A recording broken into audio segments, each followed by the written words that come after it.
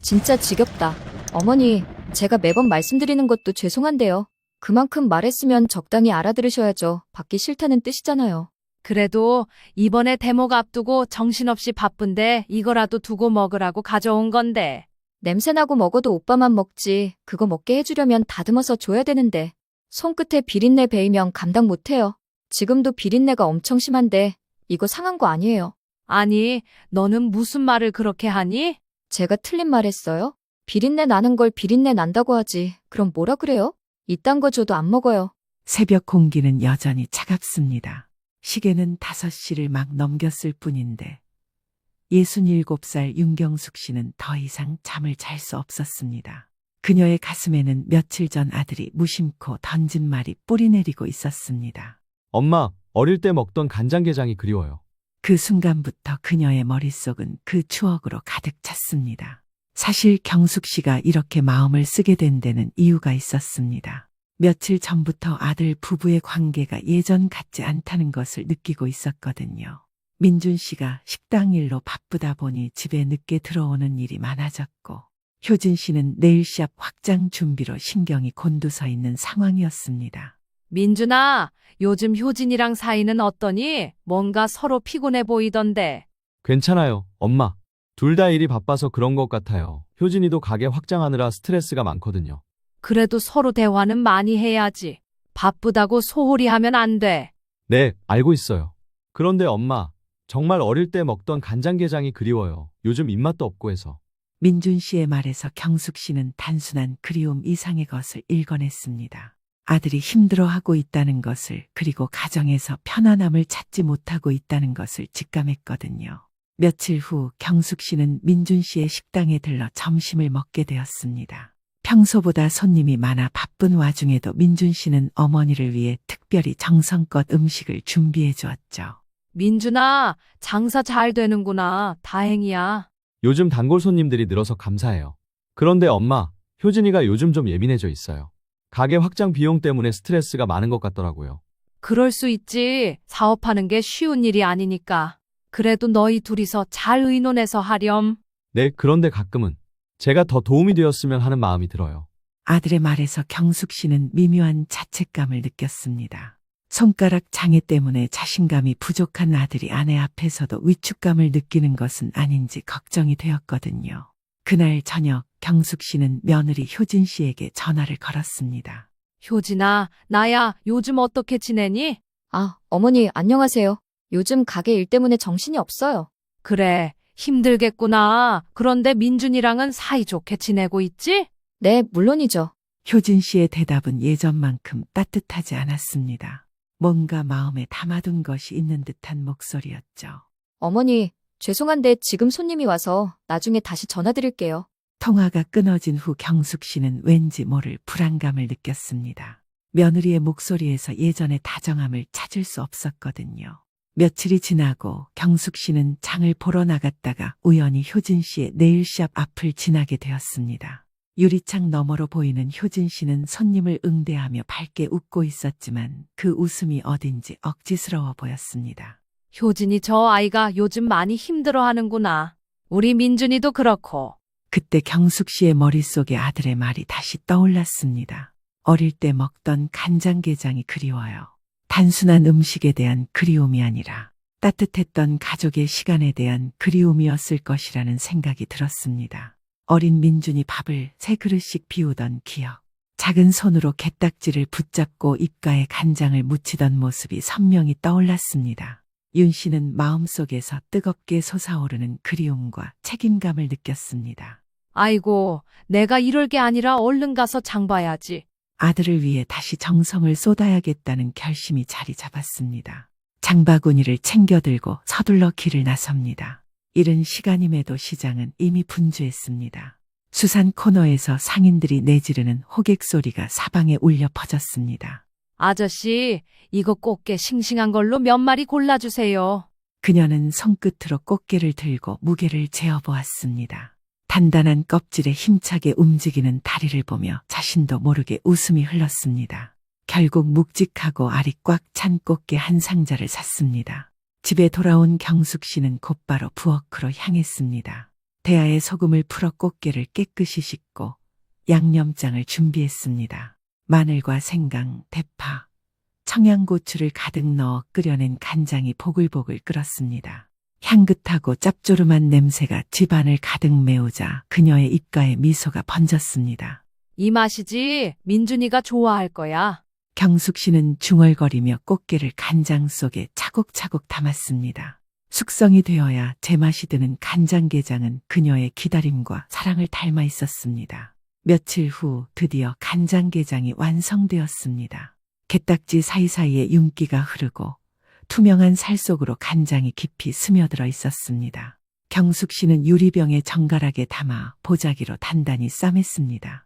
아들 집 앞에 서자 심장이 두근거렸습니다. 설렘과 긴장이 뒤섞여 손끝이 떨렸습니다. 효진아, 이거 민준이가 먹고 싶다 해서 가져왔어. 그녀는 며느리에게 조심스레 보따리를 내밀었습니다. 어머니, 요즘 누가 집에서 이런 걸 담가 먹어요? 비위생적이기도 하고 저는 입에도 못 대겠어요. 며느리 효진 씨의 얼굴에는 단호한 냉기가 서려 있었습니다. 효진아, 그냥 엄마가 정성껏 만든 거니까 조금만 먹어보자. 오빠, 나 진짜 이런 거 싫다니까. 시켜 먹으면 되지 왜 굳이. 민준 씨는 난처하게 두 사람 사이에서 눈치를 보았습니다. 그럼 가져갈게. 괜히 불편하게 했구나. 경숙 씨는 애써 미소를 지으며 보자기를 다시 들었습니다. 그러나 마음속에서는 차가운 서운함이 흘렀습니다. 집으로 돌아오는 길, 그녀의 발걸음은 한없이 무겁게 가라앉았습니다. 그날 이후에도 경숙 씨는 아들 부부를 위해 애썼습니다. 생활비에 알아서 보태쓰라며 용돈도 건네주었고 때마다 적당한 선물을 준비했습니다. 하지만 며느리는 단 한 번도 감사하다는 말을 하지 않았습니다. 효진아, 민준이는 모르는 건데 네 통장으로 50만 원 보냈다. 필요한 거 있으면 사고 너 하고 싶은 거 해. 아, 네. 어느 날 경숙 씨는 우연히 며느리의 대화를 엿듣게 되었습니다.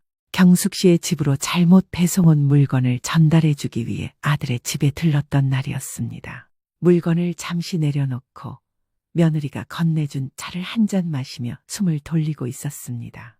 잠시 통화를 한다며 안방으로 들어간 며느리가 한참 동안 나오지 않았습니다. 오래 있으면 며느리도 싫어할 테니 집에 간다며 인사를 하기 위해 자리에서 일어섰습니다. 우리 시어머니 진짜 촌스러워 죽겠어. 간장게장을 직접 담가서 가져오질 않나? 요즘 누가 그렇게 해? 내가 전화로 말해서 그렇지 만나서 이야기하면 너희들 다 웃을걸. 경숙 씨는 며느리의 말에 그 자리에 잠시 멈춰설 수밖에 없었습니다. 친구들과 통화를 하는 것 같았는데 자신의 진심을 대놓고 무시하는 것 같아 묘한 감정이 들었죠. 야, 말도 마. 나도 처음엔 좋은 며느리 하고 싶었지. 그런데 이 짓도 언제까지 해야 할지 판단도 안 서. 평생 이렇게 살 순 없잖아. 요즘 애들은 결혼해도 남남처럼 산다며. 근데 어쩌겠냐. 시간이 해결해주겠지. 적당히 알아서 둘러대고 싫은 티 내면 본인도 알겠지. 야야, 어쨌든 통화 길게 못하니까 나 확장 이전하면 작게 파티할 거거든? 그냥 단골 손님이랑 우리 친정 식구들이랑 모아놓고 하려고. 그때와 이야기해줄게. 며느리의 비웃음 섞인 말투는 경숙 씨의 가슴을 서늘하게 파고들었습니다. 자신이 정성껏 해온 모든 것이 한순간에 무너져 내린 듯했습니다. 그 말은 마치 당신의 사랑은 시대에 뒤떨어진 짓이라고 선언하는 것 같았습니다. 며칠 뒤 며느리는 반짝이는 명품 가방을 들고 나타났습니다. 어머니, 이거 예쁘죠? 민준 오빠가 사줬어요. 그녀는 자랑스럽다는 듯 어깨에 걸친 가방을 들어 보였습니다.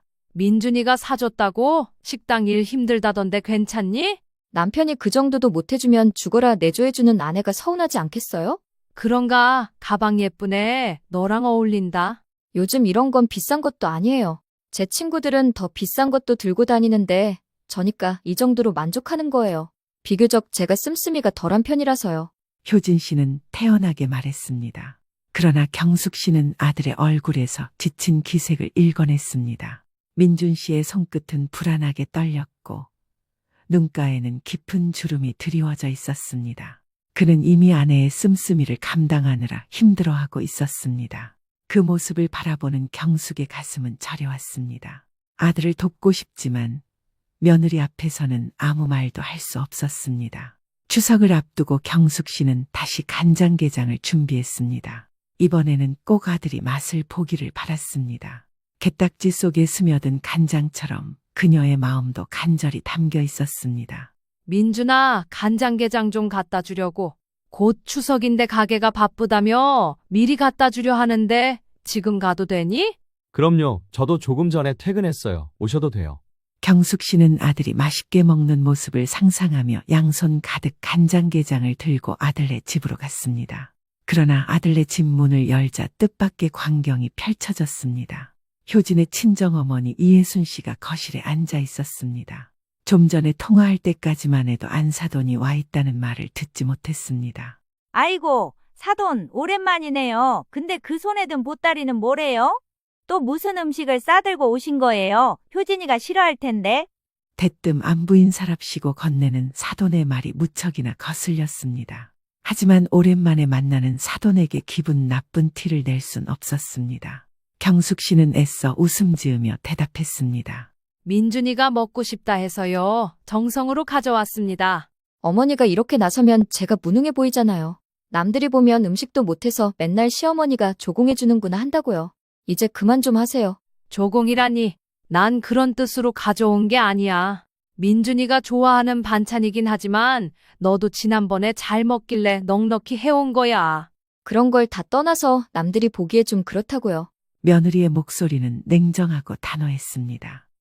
당황스러웠지만 경숙 씨는 손에 든 짐을 내려놓기 위해 식탁 앞으로 다가갔습니다. 며느리 옆을 지나가자 살짝 술 냄새가 나는 듯 했습니다. 아마도 안사돈과 어디서 반주를 하고 온 모양이었습니다. 힘겹게 간장게장을 내려두고 보따리를 풀어 냉장고에 넣어주려고 했습니다. 그 순간 안사돈 혜순 씨의 말에 경숙 씨는 보따리 풀기를 멈췄습니다. 그러게 말이야. 며느리 체면도 좀 세워주셔야지. 우리 딸이 맨날 서럽다고 하는 이유가 다 있었네. 이보세요, 사돈. 괜한 곳에 힘쓰지 마시고 그냥 애들 하고 싶은 대로 하게 두세요. 요즘 반찬 가게가 얼마나 잘 돼 있는데 매번 이런 걸 해다 바쳐요? 시간 아깝게. 혜순 씨의 말은 경숙의 가슴을 깊이 찔렀습니다. 진짜 지겹다. 어머니, 제가 매번 말씀드리는 것도 죄송한데요. 그만큼 말했으면 적당히 알아들으셔야죠. 받기 싫다는 뜻이잖아요. 그래도 이번에 대목 앞두고 정신없이 바쁜데 이거라도 두고 먹으라고 가져온 건데. 냄새나고 먹어도 오빠만 먹지. 그거 먹게 해주려면 다듬어서 줘야 되는데. 손끝에 비린내 배이면 감당 못해요. 지금도 비린내가 엄청 심한데 이거 상한 거 아니에요. 아니, 너는 무슨 말을 그렇게 하니? 제가 틀린 말 했어요? 비린내 나는 걸 비린내 난다고 하지. 그럼 뭐라 그래요? 이딴 거 줘도 안 먹어요. 경숙 씨는 잔뜩 화가 난 며느리의 모습에 어이가 없었습니다. 아무리 편하게 대해주었다지만 명색이 시어머니 앞인데 저런 식으로 건방진 행동을 하는 것은 용납되지 않았습니다. 숨을 고르고 한마디 하려고 하자 효진 씨가 벌떡 일어나더니 경숙의 머리채를 거칠게 움켜쥐었습니다. 머리가 뒤로 젖혀지고 몸이 휘청거렸습니다. 순간 아픈 것도 아픈 거지만 지옥과 충격이 한꺼번에 밀려왔습니다. 어머, 너 술 마신 건 이해하겠는데 지금 이게 뭐 하는 짓이니? 이거 안 나? 그러니까 내 말을 왜 무시해요? 내 말이 말 같지 않아요? 이거 나. 놓으라고. 경숙 씨가 크게 소리치자 샤워를 마치고 나온 민준 씨가 그 광경을 보더니 눈이 휘둥그레졌습니다. 효진아, 제발 그만해. 민준 씨가 다급히 달려와 효진 씨를 붙잡았습니다. 도대체 왜 이러는 거야? 이거 놓고 말해. 엄마한테 무슨 짓이야? 얘, 민준아, 효진이 좀 말려봐라. 머리 아파 죽겠어? 이것 좀 놓고 말해. 야, 최효진. 너 당장 이거 못 놔. 다른 사람도 아니고 네 시어머니야. 술을 마셨으면 곱게 마셔야지. 이게 뭐 하는 짓이냐고. 어머, 김서방, 자네 지금 우리 효진이 때리는 거야? 어머어머. 민준 씨가 강제로 효진 씨와 경숙 씨를 떼어놓았습니다. 화를 주체하지 못하고 씩씩거리며 서 있는 효진 씨와 그런 효진 씨를 애처롭게 쳐다보다가 민준 씨를 째려보는 이예순 씨. 총체적 난국이 따로 없었습니다. 바닥에는 이미 경숙 씨의 머리카락이 한 움큼 뜯겨 있었습니다. 기막힌 상황에 경숙 씨는 도저히 정신을 차릴 수 없었습니다. 민준 씨가 뭐하는 짓이냐고 소리치자 되려 효진 씨는 적반하장의 태도로 일관했습니다. 오빠는 항상 시어머니 편만 들어. 차라리 이혼해. 뭐? 이혼? 나도 참을 만큼 참았다고. 오빠 손가락 그렇게 된 거 감싸주면서 어떻게든 잘 살아보려고 했는데. 어머니가 이러시니 내가 참을 수 있겠어? 효진아, 내 손가락이랑 엄마가 챙겨주시는 거랑 무슨 상관이야? 너 왜 말을 그렇게 해? 내가 내 입으로 말한다는데 오빠가 무슨 상관이야? 김서방, 눈치껏 행동해. 지금 우리 효진이한테 이혼이라고 했어. 자네 엄마가 쓸데없는 일 벌려서 효진이가 뭐라고 한마디 한 것 가지고 이렇게 난리칠 일이야? 당장 자네 엄마부터 이 집에서 나가라고 해. 경숙 씨는 며느리와 이예순 씨의 말에 충격을 먹었습니다. 아들의 손가락을 운운하며 억지로 살고 있다는 뉘앙스로 말을 하는데 기가 막혔습니다. 더군다나 부모라는 사람이 자식을 말리지는 못할 망정 오히려 감싸기만 하다니. 경숙 씨는 굳은 표정으로 며느리에게 물었습니다. 너 지금 그게 무슨 말이니? 다시 한번 말해봐. 제가 없는 말 했어요? 오빠, 손가락 저렇게 된 거 일반 사람들은 감당 못 한다고요. 저니까 감당하고 사는 거지. 누가 장애인이랑 살고 싶어 해요? 지금 그게 말이라고 하는 거야. 경숙 씨는 며느리의 개념 없는 발언에 화가 단단히 나고 말았습니다. 네가 어떻게 그런 말을 할 수 있어? 남한테도 해서는 안 되는 말을, 아니 절대 해서는 안 될 짓을 어떻게 네 남편한테 그러냐고. 그건 나에 대한 모욕이나 마찬가지야. 사실 아들 민준 씨는 오른쪽 새끼 손가락의 절반 정도가 없는 상태였습니다.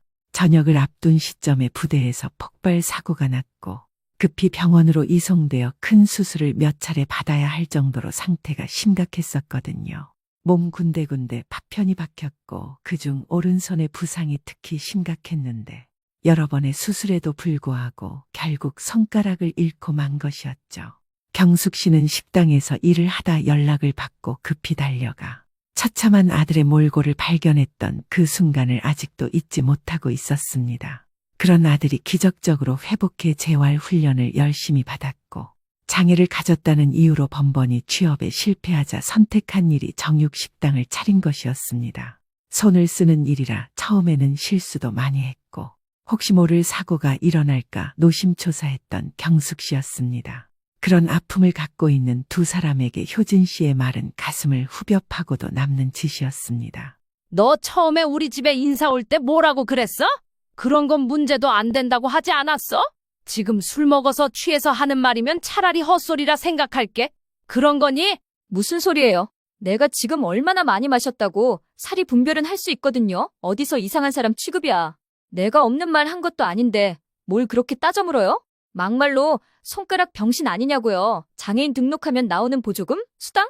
그런 거 다 모아놨다가 나중에 노후자금이라도 할 생각인가 본데 그게 가당티나 해요? 그깟 몇 푼 되지도 않는 돈으로 누구 코에 붙이라고. 차라리 나 혼자 벌어먹고 사는 게 훨씬 마음 편해? 야, 너 말이 너무 심하다? 김서방, 자네가 효진이한테 그러면 안 되는 거지. 효진이가 자네 감싸고 도느라 고생한 건 생각도 안 해? 그리고 자네가 엎드려 절에도 모자란 판국에 사돈을 감싸면 쓰나? 이보세요. 사돈 지금 감쌀 걸 감싸셔야죠. 자기 남편 보고 내 아들 보고 대놓고 손가락 병신이라고 하는데 타 잃으셔야지요. 아니, 이 여자가 귀청 떨어지게 만들 일 있나? 내 딸이 얼마나 속상했으면 그런 말을 했겠어요. 지 친구들은 다 잘난 변호사, 의사 사자 남편 두고 있는데 얘 혼자 어디 자랑이나 할 수 있겠어요? 엄마, 죄송해요. 오늘 괜히 오시라고 했나 보다. 제가 나중에 연락드릴 테니까 오늘은 이만 돌아가세요. 경숙 씨는 두 사람의 말에 아무 말도 하지 못했습니다. 당장이라도 머리채를 잡아 바닥으로 내동댕이 치고 싶었지만 아들 앞에서 못난 꼴을 보일 순 없었습니다. 그날 경숙 씨는 울며 집으로 돌아왔습니다. 아들네 집에서 경숙 씨의 집까지 10분이 채 되지 않는 거리인데도 불구하고 어떻게 돌아왔는지 기억조차 나지 않았습니다. 흐느낌은 밤새 멈추지 않았습니다. 화가 나고 억울하고 아들이 그런 취급을 받으며 살았다는 애통함, 왜 이런 일을 겪어야 하는지 모를 감정이 경숙 씨를 휘감았습니다. 그리고 그녀가 정성으로 담근 간장게장은 결국 누구의 밥상에도 오르지 못했습니다. 머리채를 잡힌 그날 이후 경숙 씨는 집 밖으로 나가는 것이 두려웠습니다. 거울에 비친 자신이 초라해 보였고 얼굴에는 우울함이 가득했죠. 눈은 부어올라 있었고 머리카락은 엉켜 있었습니다. 어쩌다 내가 이렇게 됐을까? 도대체 어디서부터 잘못된 걸까? 무엇보다 마음이 산산이 조각난 듯 허전했습니다. 그녀는 밤마다 잠을 제대로 자지 못하고 깨길 반복했습니다. 잠들면 효진 씨의 차가운 목소리가 귓가에 울렸고 머리카락을 잡아당기던 손길의 감각이 생생히 되살아났습니다. 모욕과 분노가 얽혀 그녀를 괴롭혔죠. 그러나 경숙 씨는 무너질 수 없다고 생각했습니다. 아들 민준 씨를 지켜야 한다는 생각이 그녀를 다시 일으켜 세웠습니다. 그렇다고 내가 이 모양 이 꼴로 살 순 없지. 우리 민준이가 어떤 아들인데. 경숙 씨는 용기를 내 집 밖으로 나갔습니다. 이를 악물고 다른 사람의 시선 따위는 신경 쓰지 않은 채 앞으로 어떻게 해야 할지에 대한 생각에 사로잡혀 앞만 보고 걸어 나갔습니다. 그러던 어느 날 장을 보러 나간 경숙 씨는 우연히 낯익은 얼굴을 보았습니다. 날이 더워 시원한 음료라도 마셔야겠다고 생각한 경숙 씨는 평소 자주 가던 카페에 들어갔습니다. 사장님 안녕하세요. 얼굴이 안 좋아 보이시는데 시원한 아이스티 한 잔 타드릴까요? 상냥한 카페 사장의 권유대로 얼음이 가득한 아이스티를 한 모금 마시니 더위가 가시는 듯 했습니다. 그런데 문득 한 곳을 바라본 경숙 씨는 가만히 그곳을 응시해야 했습니다. 카페 유리창 너머 효진 씨가 앉아 있었거든요. 그녀의 얼굴은 평소와 달리 밝게 빛나고 있었습니다. 효진 씨의 맞은편에는 낯선 남자가 앉아 있었습니다. 서로 무슨 이야기를 하는지 모르겠지만 누가 봐도 다정한 연인의 모습이었습니다. 두 사람은 서로의 손을 꼭 잡고 있었죠. 서로의 얼굴을 쓰다듬기도 하고 볼을 살짝 꼬집으면서 애정 표현을 했습니다. 웃음소리가 창문 너머로까지 흘러나오는 듯했고요. 저게 무슨 짓이람? 몇 번이나 눈을 비비고 바라보아도 분명 효진 씨였습니다. 경숙 씨의 심장이 쿵 하고 내려앉았습니다. 눈앞이 아득하게 흔들렸죠. 효진 씨의 웃음은 진실을 말해주고 있는 듯 했습니다.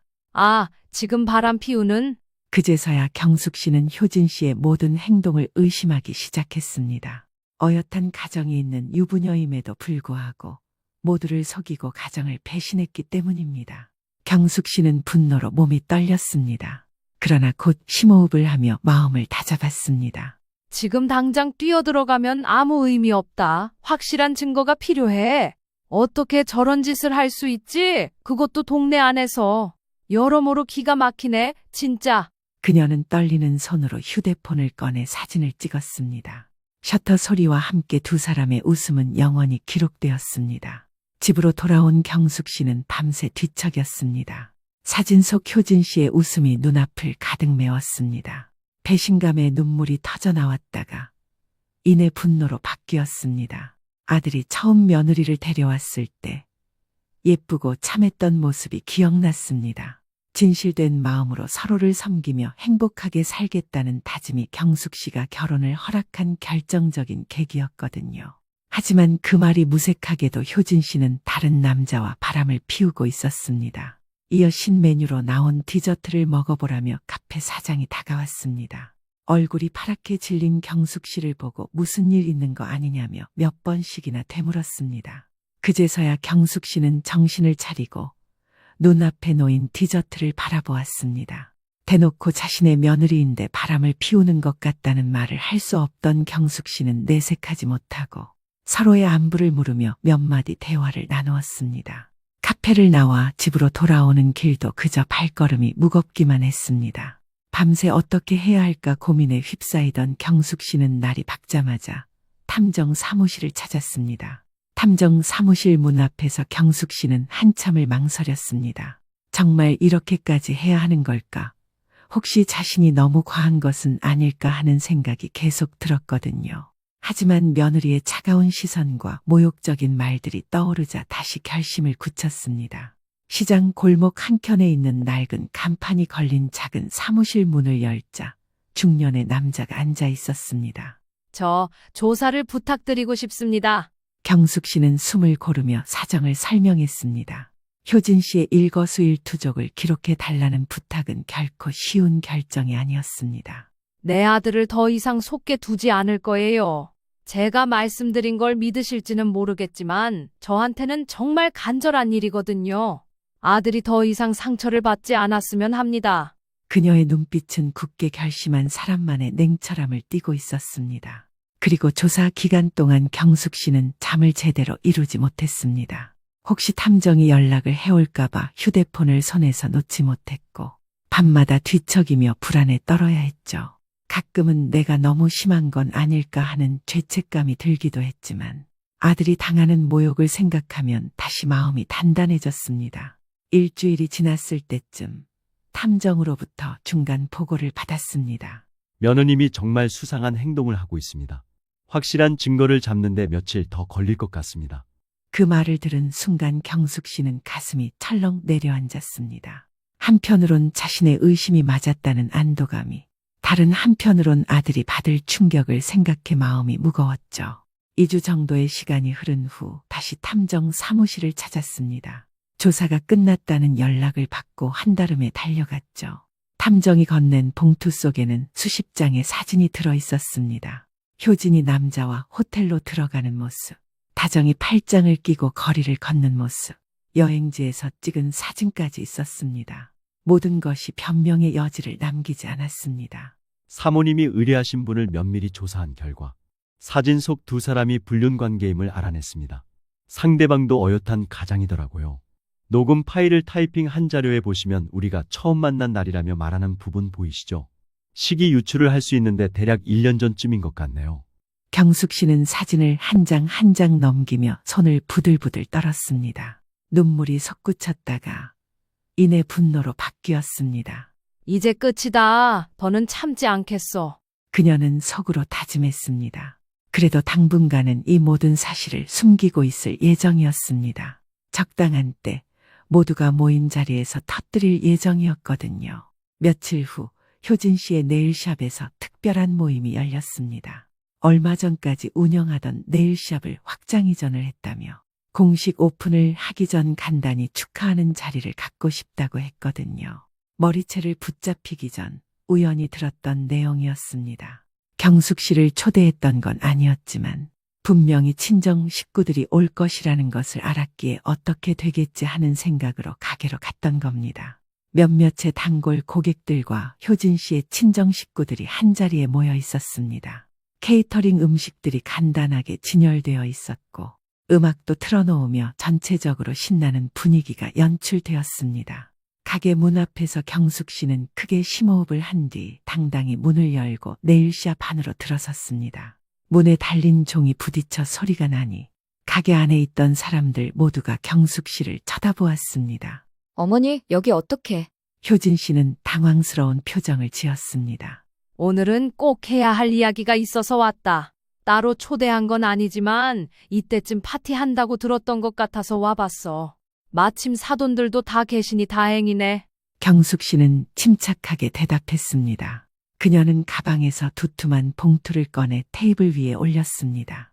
효진 씨는 무언가 불안함을 느낀 듯 손톱을 뜯으며 주변의 눈치를 살피기 시작했습니다. 사돈 오셨으면 자리에 앉으세요. 여기 자리 비었습니다. 말씀은 감사합니다. 오늘은 초대받지 않은 손님이라 그래도 궁금해서 한번 와봤는데 마침 다 계시네요. 모두가 보셨으면 해요. 봉투 열어보시겠어요? 효진 씨의 큰 언니인 최효정 씨가 조심스레 봉투를 열었습니다. 그러자 봉투 속에서 사진이 흘러나왔습니다.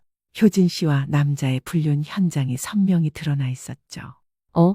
효정아, 왜 그래? 뭔데 그러냐? 아니에요, 아버지. 아니, 이게.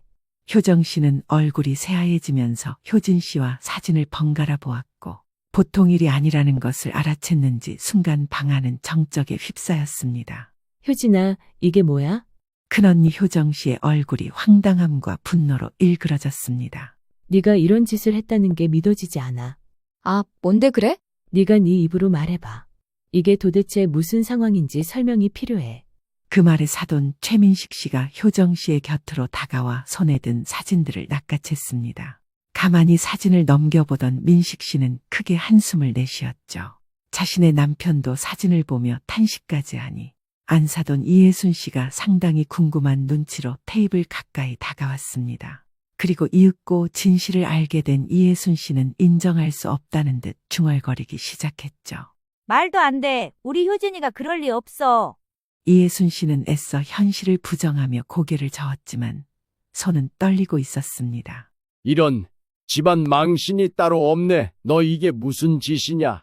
아버지 최민식 씨는 창백한 얼굴로 신음했습니다. 그건 오해예요. 그냥 친구일 뿐이에요. 효진 씨는 필사적으로 변명했습니다. 그러나 사진 속의 포옹과 입맞춤, 호텔에 들어갔다 나오는 장면까지 모든 것이 증명되고 있었습니다. 그 순간 가게로 들어선 또 다른 사람이 있었습니다. 바로 아들 민준 씨였습니다. 민준 씨는 가게 안에 사람들이 아무 말도 하지 않고 심각한 분위기에 있자 조심스레 테이블로 다가와 흐트러진 사진들을 살폈습니다. 그리고 이내 실망감이 가득한 목소리로 효진 씨에게 말을 건넸습니다. 효진아, 이게 전부 사실이야? 정말 넌? 민준 씨의 목소리는 낮고 깊었습니다. 그는 얼굴을 감싸며 절망에 빠졌습니다. 주변에서 수군거림이 일어났습니다. 민준 씨가 저렇게 힘들었던 게 다 이유가 있었네. 와, 이게 다 사실이라니. 효진 씨는 얼굴이 새빨갛게 달아올라 숨을 몰아쉬었습니다. 효진아, 변명할 생각은 하지도 마. 내 아들을 기만한 죄 오늘 여기서 드러난 거야. 어머니, 제 뒤 캐고 다니신 거예요? 도대체 왜요? 왜냐니? 내가 너한테 머리채를 잡히고 난 그 이후부터 난 너를 며느리라 생각하지 않았어. 내 아들을 그런 괴물로 보는데 내가 너라고 좋게 보이겠니? 잠시만요, 사돈. 그게 무슨 말씀이십니까? 괴물은 무슨 이야기고 머리채는 또 무슨 말씀이신지요? 아빠, 아무것도 아니에요. 신경 쓰지 마세요. 넌 조용히 있어. 사돈한테 직접 들어봐야겠다. 사돈, 충격받으실까봐 말씀드리기 조심스럽지만 죄송하게도 모든 게 사실이에요. 오랜만에 뵙고 이런 말씀드리는 저도 누워서 침 뱉기라는 거 잘 알아요. 하지만 더 이상 저도 못 참겠거든요. 내 자식 뒤에서 남의 자식도 귀히 여겼는데 이제는 아니라서요. 나도 내 새끼 지켜야겠습니다. 아니, 이보세요, 사돈. 좋은 날인데 갑자기 나타나셔서 이렇게 분위기 망치면 안 되는 거죠. 이게 무슨 예의 없는 경우예요? 그러는 안사돈은 효진이가 제 머리채 잡을 때 안 말리고 뭐 하셨어요? 그게 무슨 경우 없는 행동인가요? 손가락 병신이라고 할 때도 아무 말 않고 넘어갔습니다. 근데 도저히 안 되겠거든요. 당신도 가만히 좀 있어. 사돈 최민식 씨의 목소리가 가게 안을 가득 메웠습니다. 크게 한 번 호통을 치자 모두가 쥐죽은 듯 가만히 상황을 지켜보았습니다. 경숙 씨의 목소리는 단호했습니다. 그리고 그동안 있었던 모든 일에 대해 설명하기 시작했죠. 이야기를 듣는 내내 최민식 씨의 얼굴 빛이 변하기 시작했습니다. 그리고 자신도 분노에 가득 찼는지 숨을 가쁘게 내쉬기 시작했죠. 효진이 너 정말 김서방한테 손가락 병신이라고 했어? 네가 안사돈 머리채 잡은 것도 사실이고 그게요, 무슨 오해가 있는 것 같은데? 바른 대로 말하지 못해. 효진아, 네가 무슨 핑계를 댈진 모르겠지만 난 아직도 그날의 기억이 선명하다. 널 이렇게까지 몰아세우고 싶은 마음은 없었지만 나도 더 이상 어쩔 수 없구나. 어머니, 진짜 너무하시네요. 진짜요. 너는 지금 나를 당장이라도 죽이고 싶을 거야. 하지만 넌 말이다. 우리 가족에게 씻을 수 없는 상처를 안겨줬어. 내가 그동안 우리 민준이를 어떻게 키워왔는지, 무슨 아픔을 갖고 있는지 알면 넌 그랬으면 안 되는 거야. 엄마도 그만하세요. 여기서 이러실 게 아니라 나가서 이야기해요. 너도 그만해. 당장 네 아내 어떻게 될까봐 걱정하는 거야? 이 엄마 마음은 생각 안 해? 나도 이렇게 가슴이 찢어지는데 너라고 오죽하겠어. 내가 널 몰라? 내 배 아파 낳은 자식인데 너는 얼마나 속이 쓰릴지 내가 모르겠냐고. 그 순간 그녀의 오랜 울분은 한꺼번에 터져나왔습니다. 효진 씨는 그제서야 무언가 잘못됨을 직감했는지 울며 무릎을 꿇었지만 이미 아무도 그녀를 믿지 않았습니다.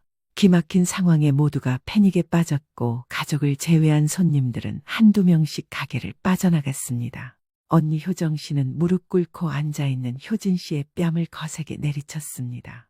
야, 최효진, 너 내가 막내라고 많이 참아준 거 알지? 네가 이러고도 사람이야. 우리 식구들 앞으로 사돈어른이랑 제부 얼굴 어떻게 보고 살라고 이래? 제부가 우리한테 얼마나 신경 써줬는데 너 제부 아니면 결혼도 못할 뻔한 거. 다 감싸 안고 하기로 한 거 잊었어. 근데 뒤에서 그딴 말을 해? 예, 너는 효진이 때릴 곳이 어딨다고 손찌검을 해. 엄마도 정신 좀 차리세요. 지금까지 효진이 물고 빨고 했으면 그만 좀 하셔야지. 얘가 한두 살 먹은 어린애도 아니고 30살 넘은 성인이야. 지 앞가림은 할 줄 알아야 하는데 엄마가 이런 식으로 하니까 애가 이 모양 이 꼴이잖아요. 너 지금 그게 엄마한테 할 소리야? 막내라고 끼고 돌지만 않았어도 얘 똑바로 살 수 있었어요. 엄마가 그렇게 감싸기만 하니까 똥인지 된장인지 구분도 못하는 거 아니야. 처형 그만하세요. 다 제 잘못이니까 진정하시고요. 제부도 그래. 사돈어른 말씀 틀린 거 하나 없어. 혼자서 그렇게 착해 빠지면 뭐해? 그리고 제부가 잘못한 게 뭐가 있어? 손가락 하나 없는 게 어디가 어때서? 경숙 씨는 모든 상황을 지켜보며 눈물을 흘릴 수밖에 없었습니다. 자신의 마음을 알아주는 것 같은 말에 울컥했거든요. 모두가 뒤섞여 소리를 지르며 싸우고 있을 때 잠자코 있던 사돈 최민식 씨가 말을 이어나갔습니다. 모두 조용히 해. 최효진 하나만 묻자. 김서방이 손가락 병신이면 난 무슨 병신이냐? 아, 아빠. 네 입으로 말해봐. 김서방은 손가락이 불편하니 손가락 병신인 거고 나는 몸 한쪽이 마비돼서 불편하니 무슨 병신이냐고. 경숙 씨가 더욱 화가 났던 것은 어쩌면 아들의 처지를 이해해 줄 수도 있었던 그 상황을 외면해버렸다는 사실 때문이었습니다. 사돈 최민식 씨는 몇 년 전 교통사고를 크게 당했고 그 후유증으로 왼쪽 몸의 감각이 마비되는 편마비 증세를 얻었기 때문입니다. 지팡이가 없으면 제대로 걷지도 못하고 한쪽 눈은 꿈뻑이지도 못해 수시로 안약을 넣어줘야 했죠. 그때 효진 씨의 가족들이 겪었던 아픔도 만만치 않았을 건데 자신의 아들을 단순히 병신 취급하는 며느리가 더 밉게 느껴졌습니다. 묵직한 최민식 씨의 몇 마디에 결국 담담했던 최효정 씨도 눈물을 흘리고 말았습니다. 효진 씨는 연신 무릎을 꿇고 손이 발이 되게 빌고 또 빌었지만 이미 차갑게 굳어버린 분위기를 어찌할 순 없었습니다. 친정 식구들에 의해 힘없이 끌려나가는 효진 씨를 바라보던 경숙 씨는 아들과 함께 집으로 돌아왔습니다. 엄마, 그 사진들은 다 뭐예요? 민준아, 이렇게 할 수밖에 없었어. 많이 놀랐지? 생각할 시간이 좀 필요하긴 하지만 엄마한테 직접 듣고 싶어요. 얘기해 주세요. 간장게장 갖다 주러 간 그날, 그러니까 머리채 잡혔던 그날. 이후 한동안 집 밖에 나오지 못하다가 경숙 씨는 아들에게 차분히 모든 것을 이야기해 주었습니다. 한동안 밖에 나오지 못했던 이야기, 그리고 우연히 효진 씨가 바람 피우는 장면을 목격한 이야기까지 말이죠. 사설 탐정까지 고용해 며느리의 뒷조사를 한 이야기까지 모두 해주었습니다. 민준 씨는 상당히 많은 충격을 받은 듯 했습니다. 엄마가 너무 했나 싶기도 해. 너 이렇게 힘들어 할 줄 알았으면. 아니에요. 엄마가 가만히 계셨어도 언젠간 드러났을 일이죠. 그리고 이왕 이렇게 된 거 주변 정리도 할 수 있고 좋게 생각해 볼게요. 그렇게 생각해주면 고맙긴 한데 정말 괜찮겠니? 솔직히 말씀드리면 좋진 않아요. 근데 저보다 저 조마조마하셨을, 아니길 바라셨을 엄마 마음 생각하면 그게 더 안타까워요. 그 말에 두 사람은 서로 아무 말 없이 허공만을 바라보았습니다. 짧은 순간 수많은 생각이 스쳐 지나갔죠. 결국 민준 씨는 깊은 한숨을 내쉬고 난 뒤 자신의 집으로 돌아갔죠. 경숙 씨도 그날은 밤새 잠을 이루지 못했습니다. 다음 날 아침부터 경숙 씨의 휴대폰이 울리기 시작했습니다. 발신자는 다름 아닌 사돈 최민식 씨였습니다. 사돈, 어제는 경황이 없어 인사도 제대로 못 드렸습니다. 잘 들어가셨지요? 네, 아무렴요. 어제 많이 놀라셨을 텐데 죄송합니다. 아닙니다. 제가 더 죄송하죠.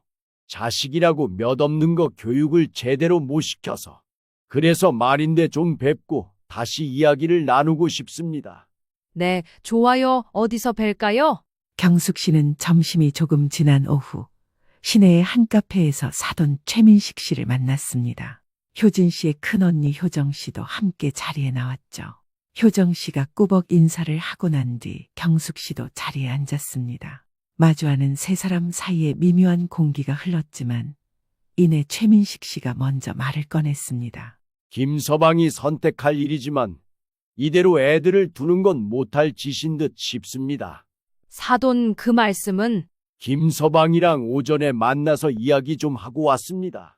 앞으로 제대로 된 가정을 유지하기 어려울 것 같으니 이혼을 하는 게 나을 것 같습니다.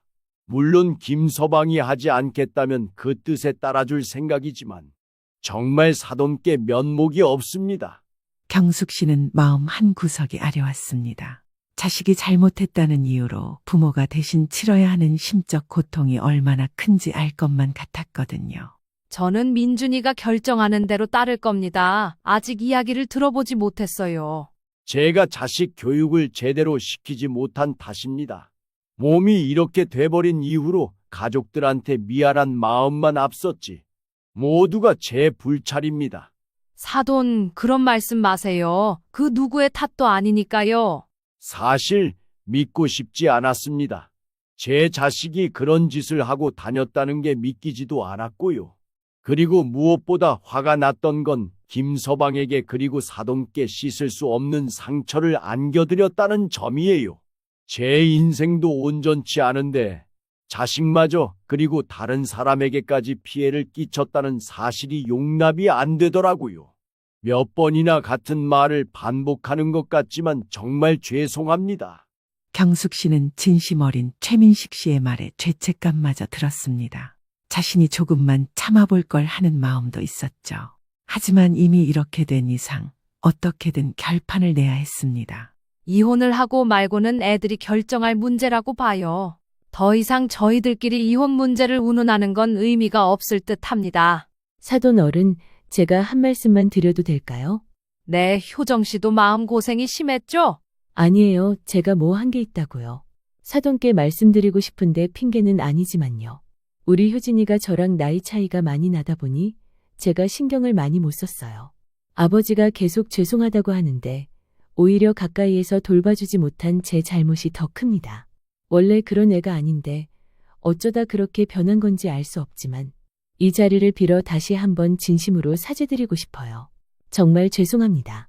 그렇게 말해줘서 고마워요.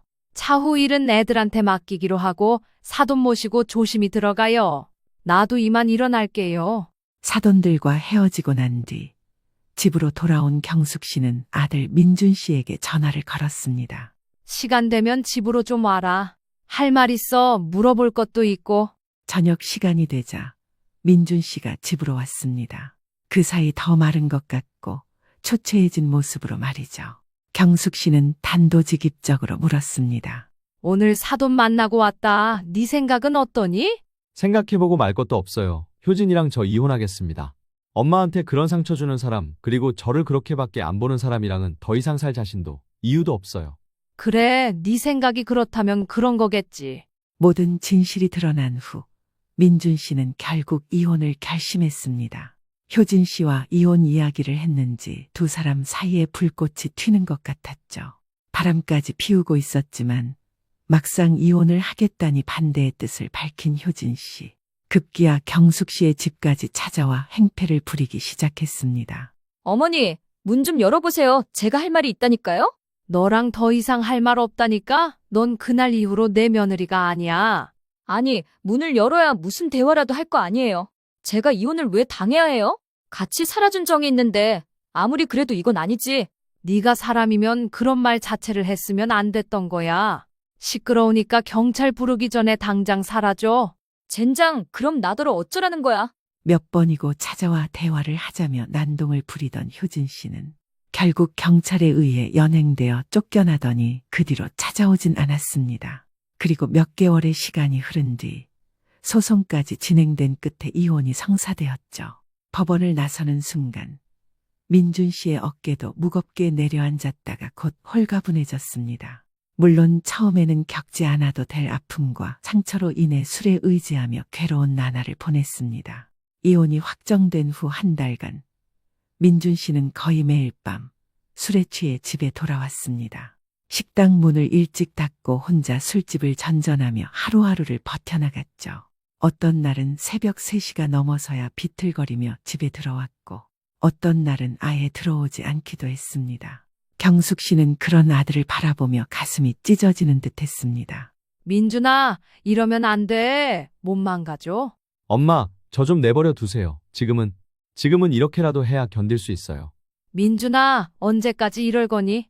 하루라도 빨리 후를 털고 일어나야지. 힘든 건 알겠다만. 엄마, 저 조금만 기다려주세요. 진짜 조금이면 되니까 걱정 마세요. 제가 누구예요? 엄마 아들이잖아요. 약속한 건 꼭 지키는 아들이니까 제발 조금만 기다려주세요. 민준 씨의 목소리는 쉬어 있었고 눈은 충혈되어 있었습니다. 며칠 동안 제대로 씻지도 먹지도 못한 듯 말라 보였죠. 어느 날 밤 민준 씨는 술에 취해 효진 씨 이름을 부르며 눈물을 흘렸습니다. 왜 나한테 그랬을까요? 엄마, 내가 뭘 잘못했길래? 민준아, 네 잘못이 아니야. 걔가 잘못한 거지. 손가락이 없어서 그런 걸까요? 정말 저 때문에 창피했던 걸까요? 아들의 자책하는 모습에 경숙 씨는 눈물을 참을 수 없었습니다. 그날 밤 경숙 씨는 아들 곁에 앉아 새벽까지 등을 쓰다듬어 주었습니다. 2달째가 되어서야 민준 씨는 조금씩 술을 줄이기 시작했습니다. 대신 식당에서 더 늦게까지 일하며 자신을 달랬죠. 일에 집중하면 다른 생각이 안 들어요라며 새벽까지 메뉴 개발에 매달렸습니다. 민준 씨 자신도 오랜 굴레에서 벗어난 듯 자유로움을 느꼈는지 웃는 날이 더 많아졌습니다. 엄마, 저 이제야 좀 숨을 쉴 수 있을 것 같아요. 아무것도 신경 안 쓰고 어떻게 살지 정말 막막했거든요. 근데요, 앞으로 살아갈 날이 더 많아서 이대로 축 처져 있다가는 제 인생이 정말 아무것도 아닌 게 돼버릴 것 같더라고요. 그래서 일어서려고요. 예전에 저로 돌아갈 수 있게요. 민준 씨의 말에 경숙 씨는 눈시울을 붉혔습니다. 그녀는 아들의 손을 잡고 따뜻하게 웃었습니다. 어느 날 경숙 씨는 다시 간장게장을 담갔습니다. 이번에는 주저함도 두려움도 없었습니다. 민준아, 엄마가 네가 좋아하는 걸 또 담갔다. 엄마, 역시 엄마 손맛이 최고예요. 민준 씨는 눈시울이 붉어진 채 게살을 밥 위에 얹었습니다. 그는 어릴 적처럼 행복한 미소를 지었습니다. 경숙 씨의 마음속에도 오랜만에 따뜻한 평온이 자리했습니다. 반면 효진 씨는 이혼한 뒤 신혼집을 나와 바람 피우던 상대와 함께 잠시 동거를 하다 헤어졌는지 친정집으로 갔다는 소식을 들었습니다. 하지만 친정에서도 외면당했죠. 아빠, 어떻게 저한테 이러실 수 있어요? 하나밖에 없는 막내딸인데 저더러 어떻게 살라고요? 넌 내 딸 아니다. 그럴 자격도 없어. 네가 알아서 먹고 살 궁리를 하는 게 좋을 거야. 정말 왜 그러세요? 이렇게까지 할 일 아니잖아요. 김서방을 그렇게 무시한 건 네 부모 얼굴에 먹칠을 한 것이나 다름없어. 네가 김서방을 바라보는 시선이 그렇다면 아빠도 그렇게 보인다는 거겠지. 부녀지간의 연은 더 이상 없는 걸로 하자. 더 이상 너한테 그 어떠한 지원도 없을 테니까 이제 네 인생을 살도록 해. 그동안 부끄러운 아버지여서 미안했다. 아빠. 효진 씨는 오갈 곳이 없어지자 가게에서 지내야 했습니다. 모텔을 전전하자니 없어 보이고 호텔에서 지내자니 비싼 요금이 문제였죠.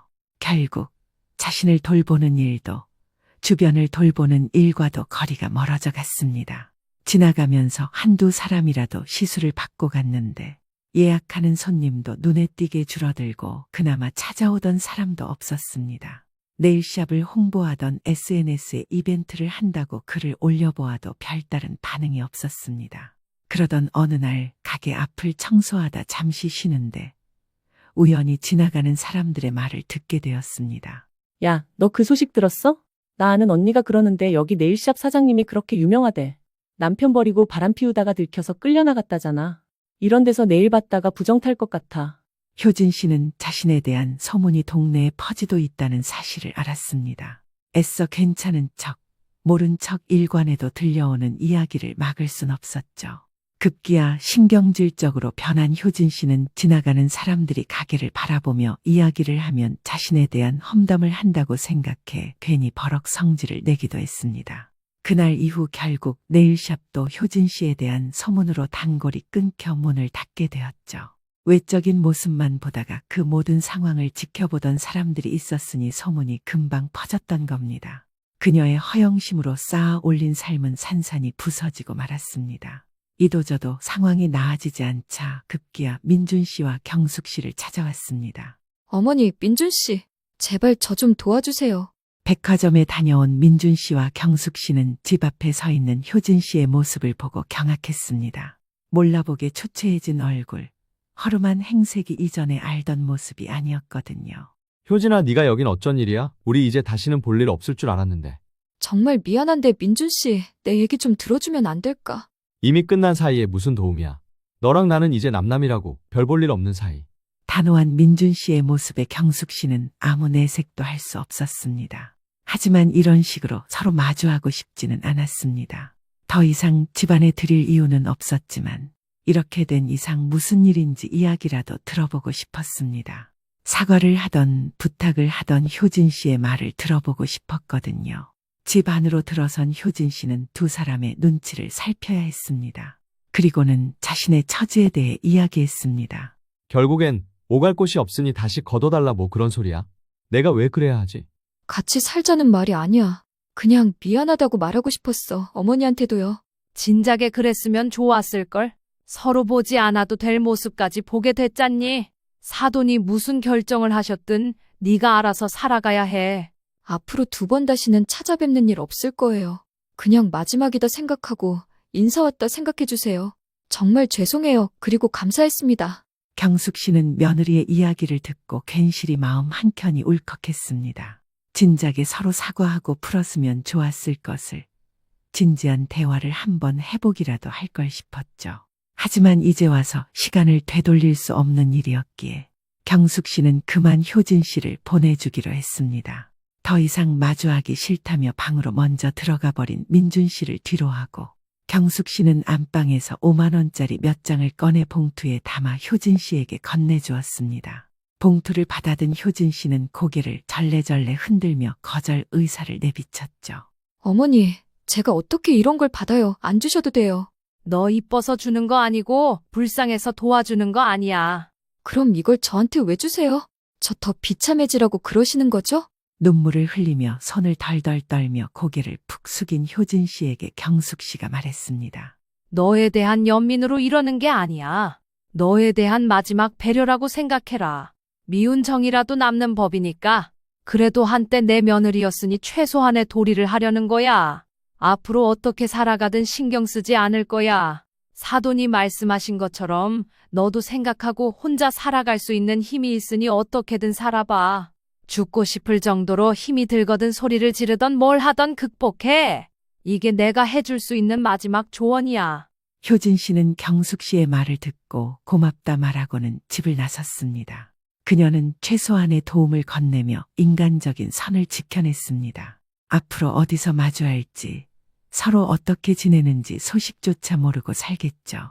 그렇게 효진 씨가 떠나고 난 빈자리를 바라보며 경숙 씨는 생각에 잠겨야 했습니다. 1년의 시간이 흘렀습니다. 민준 씨는 신혼집을 정리하고 경숙 씨의 집으로 들어왔습니다. 그리고 기존에 일하던 정육식당을 새 건물로 옮겼습니다. 경숙 씨 명의로 된 건물 1층에 확장 이전을 한 것이었죠. 기존에 있던 업체가 빠지고 리모델링을 한 뒤 민준 씨의 식당이 자리 잡게 되었습니다. 민준아, 식당 재오픈하느라 정신없지? 엄마가 뭐 도와줄 일 있니? 여기서 식당 오픈할 수 있게 해주신 것만으로도 감사해요. 집도 가깝고 여러모로 좋네요. 엄마가 오며 가며 많이 도와줄게. 바쁘면 언제든지 불러. 네, 감사해요. 식당은 주변의 입소문이 나 이전보다 더 바삐 움직이게 되었습니다. 지역 방송까지 출연하게 되며 유명세가 더해졌죠. 그리고 또 다른 변화가 생겼습니다. 바로 민준 씨에게 새로운 인연이 생긴 것입니다. 엄마, 주말에 시간 괜찮으시죠? 소개시켜 드릴 사람이 있어요. 다른 약속 없어. 오전에 잠깐 장 보러 다녀오는 것 말고는 일정이 없네. 왜? 무슨 일인데 그래? 저 이런 말씀 드리기 좀 부끄럽지만 만나는 사람이 있어서요. 서로 진지하게 생각하고 있어요. 어머, 듣던 중 반가운 소리구나. 어떤 사람이야? 뭐 하는 사람인데? 엄마도 아는 사람이에요. 보면 아실 거예요. 얼마 뒤 민준 씨와 밖에서 점심 식사를 하기로 한 날이었습니다. 진지하게 만나고 있던 사람을 소개받는 자리기도 했죠. 식당에 먼저 도착해 기다리고 있던 경숙 씨는 룸으로 들어서는 두 사람을 보고 깜짝 놀랐습니다. 아들이 만난다던 사람이 옆가게에서 카페를 운영 중이던 사장이었거든요. 종종 경숙 씨도 커피 한 잔씩 대접받을 때가 있었고 상냥하고 다정한 모습에 눈길이 가던 찰나였습니다. 입이 다물어지지 않는 경숙 씨를 보며 민준 씨가 말을 건넸습니다. 엄마, 아는 분이라고 했죠? 옆 가게 민지영 씨예요. 어머, 너는 왜 이걸 그동안 숨겼어? 아이고, 사장님, 이렇게 만나니 또 다른 느낌이네요. 민준 씨는 진지하게 결혼까지 생각하고 있다고 했습니다. 이미 한 번의 아픔이 있기에 조심스럽긴 하지만 그만큼 서로를 많이 의지하고 있는 것 같았습니다. 미래의 며느리가 될지도 모르는 카페 사장도 같은 아픔을 가지고 있다는 사실에 놀랍기도 하고 혼자 얼마나 힘들었을지 이해도 되었습니다.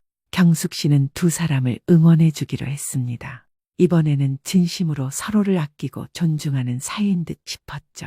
경숙 씨는 아들이 다시 웃음을 되찾는 모습을 보며 눈물이 맺혔습니다. 엄마, 갑자기 왜 우세요? 당황스럽게. 아니, 그냥 좋아서 이제야 내 아들이 진짜 행복해지는구나 싶어서 나이 드니까 주책맞게 눈물부터 나오네. 그동안 마음고생 시켜드려서 죄송해요. 앞으로 좋은 모습만 보여드릴게요. 내가 고생은 무슨, 네가 좋은 사람 만나서 정말 다행이야. 앞으로 행복하길 바랄게. 경숙 씨는 두 사람의 손을 꼭 잡아주며 진심을 전해주었습니다. 그제서야 그녀는 진정한 평온을 느꼈습니다. 가족은 서로를 존중하고 지켜줄 때에만 온전하다는 진리를 다시금 깨달았죠. 완벽한 사람도 완벽한 삶도 없다는 것도 깨달았습니다. 누구나 결점이 있고 모든 사람의 삶에는 크고 작은 어려움이 있길 마련인데 자신의 불완전함을 받아들이고 타인의 부족함에도 관대해지는 것이 마음의 평화를 가져오는 일이니까요. 그리고 수많은 사람들과의 관계에서 얕은 관계를 유지하는 것보다 진심으로 서로를 위해주는 것이 더 큰 행복을 가져온다는 것도요. 경숙 씨의 인생이 특별하고 화려하진 않지만 일상 속에서 커피 한 잔을 즐길 여유가 생긴 것, 마음이 평온해진 것과 가족과 함께 할 수 있다는 이 작은 것들이 진짜 행복임을 잘 알게 된 시간이었습니다. 새벽 전화 한 통에 제 인생이 뒤집혔습니다. 어머니, 수진이가 사흘째 연락이 안 돼요. 며느리 집에 들어서자 현관은 우편물로 가득했고 어두운 방 속 며느리는 침대에 웅크린 채 울고 있었습니다. 5천만 원을 보이스피싱 범죄자들에게 모두 털린 것이죠. 68세 할머니가 교묘한 사기꾼들을 어떻게 추적해 검거했을까요? 오늘은 그 이야기를 들려드리려 합니다. 여러분, 안녕하세요. 저는 올해로 68세가 된 정복임이라고 합니다. 제가 오늘 들려드릴 이야기는 불과 2달 전 제 인생에서 가장 아찔했던 경험이었습니다. 그날 새벽, 저는 갑작스러운 전화벨 소리에 잠에서 깨어났죠. 침대 옆 탁자에 놓인 휴대폰 화면에는 아들 민수의 이름이 떠 있었습니다. 새벽에 전화라니 무슨 일인가 싶어 가슴이 철렁 내려앉았습니다. 떨리는 손으로 통화 버튼을 눌렀죠. 엄마, 지금 깨어 계세요? 죄송해요. 이런 시간에. 아들의 목소리는 평소와 달리 불안하게 떨리고 있었습니다. 듬직한 아들이 이렇게 당황한 목소리를 내는 건 처음이었죠. 저는 침대에서 일어나 앉으며 정신을 바짝 차렸습니다. 수진이가 사흘째 연락이 안 돼요. 회사도 무단결근하고 있대요. 순간 머릿속이 하얗게 변했습니다. 며느리 수진이는 대기업 마케팅 과장으로 일하는 똑똑하고 책임감 강한 아이였거든요. 무단결근이라니 그 아이답지 않은 행동이었습니다. 제가 아들에게 자세한 상황을 물어보니 장기 출장 중이라 며느리에게 안부차 전화를 했는데 받지 않았다는 겁니다. 그게 한두 번도 아니고 여러 번이다 보니 불안한 마음이 생겼답니다. 처음에는 야근이나 회식이려니 했는데 회사에 확인해 보니 사흘 전부터 출근하지 않았다는 겁니다. 휴대폰도 꺼져 있고 친정에도 연락해봤지만 모른다고 했답니다. 저는 불안한 마음을 애써 누르며 아들을 진정시켰습니다. 하지만 속으로는 온갖 걱정이 밀려왔죠. 요즘 세상이 얼마나 무서운데 혹시 무슨 사고라도 당한 건 아닐까 하는 생각에 잠이 완전히 달아났습니다. 엄마, 제가 경찰에 실종 신고를 하려고 하는데 어떻게 생각하세요? 저는 잠시 고민했습니다. 며느리와 저는 그다지 가까운 사이는 아니었어요. 결혼한 지 3년이 됐지만 수진이는 독립적인 성격이라 시댁과는 적당한 거리를 유지하려 했죠. 명절이나 가족 행사 때만 만나는 정도였습니다. 하지만 그래도 가족인데 이런 상황에서 가만히 있을 수는 없었습니다. 그때 문득 한 가지 생각이 떠올랐습니다. 며칠 전에 만든 김장김치와 젓갈이 아직 냉장고에 가득했거든요. 원래는 다음 주에 가져다 주려고 했는데 이참에 핑계 삼아 집에 가보는 게 어떨까 싶었습니다. 엄마, 듣고 계세요. 저는 결심을 굳히고 아들에게 말했습니다. 걱정하지 마. 어차피 내가 반찬도 가져다 줄 게 있으니 가볼게. 집에 무슨 단서라도 있을지 모르니까 내가 살펴보고 연락 줄게. 이상하다 싶으면 그때 바로 실종 신고하자. 아들은 처음에는 제가 고생할까봐 말렸지만 제가 고집을 부리자 결국 동의했습니다. 전화를 끊고 나서도 저는 한참 동안 잠을 이루지 못했습니다.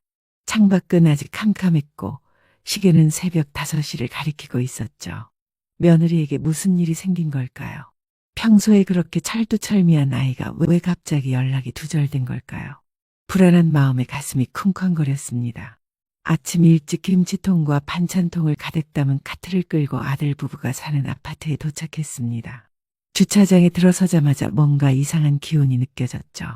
평소 같으면 출근 시간이라 분주해야 할 아파트 단지가 묘하게 술렁이고 있었습니다. 경비실 앞을 지나가는데 경비 아저씨가 저를 알아보고 인사를 건넸습니다. 이 아파트에는 명절 때마다 왔다 갔다 해서 얼굴을 아는 사이였거든요.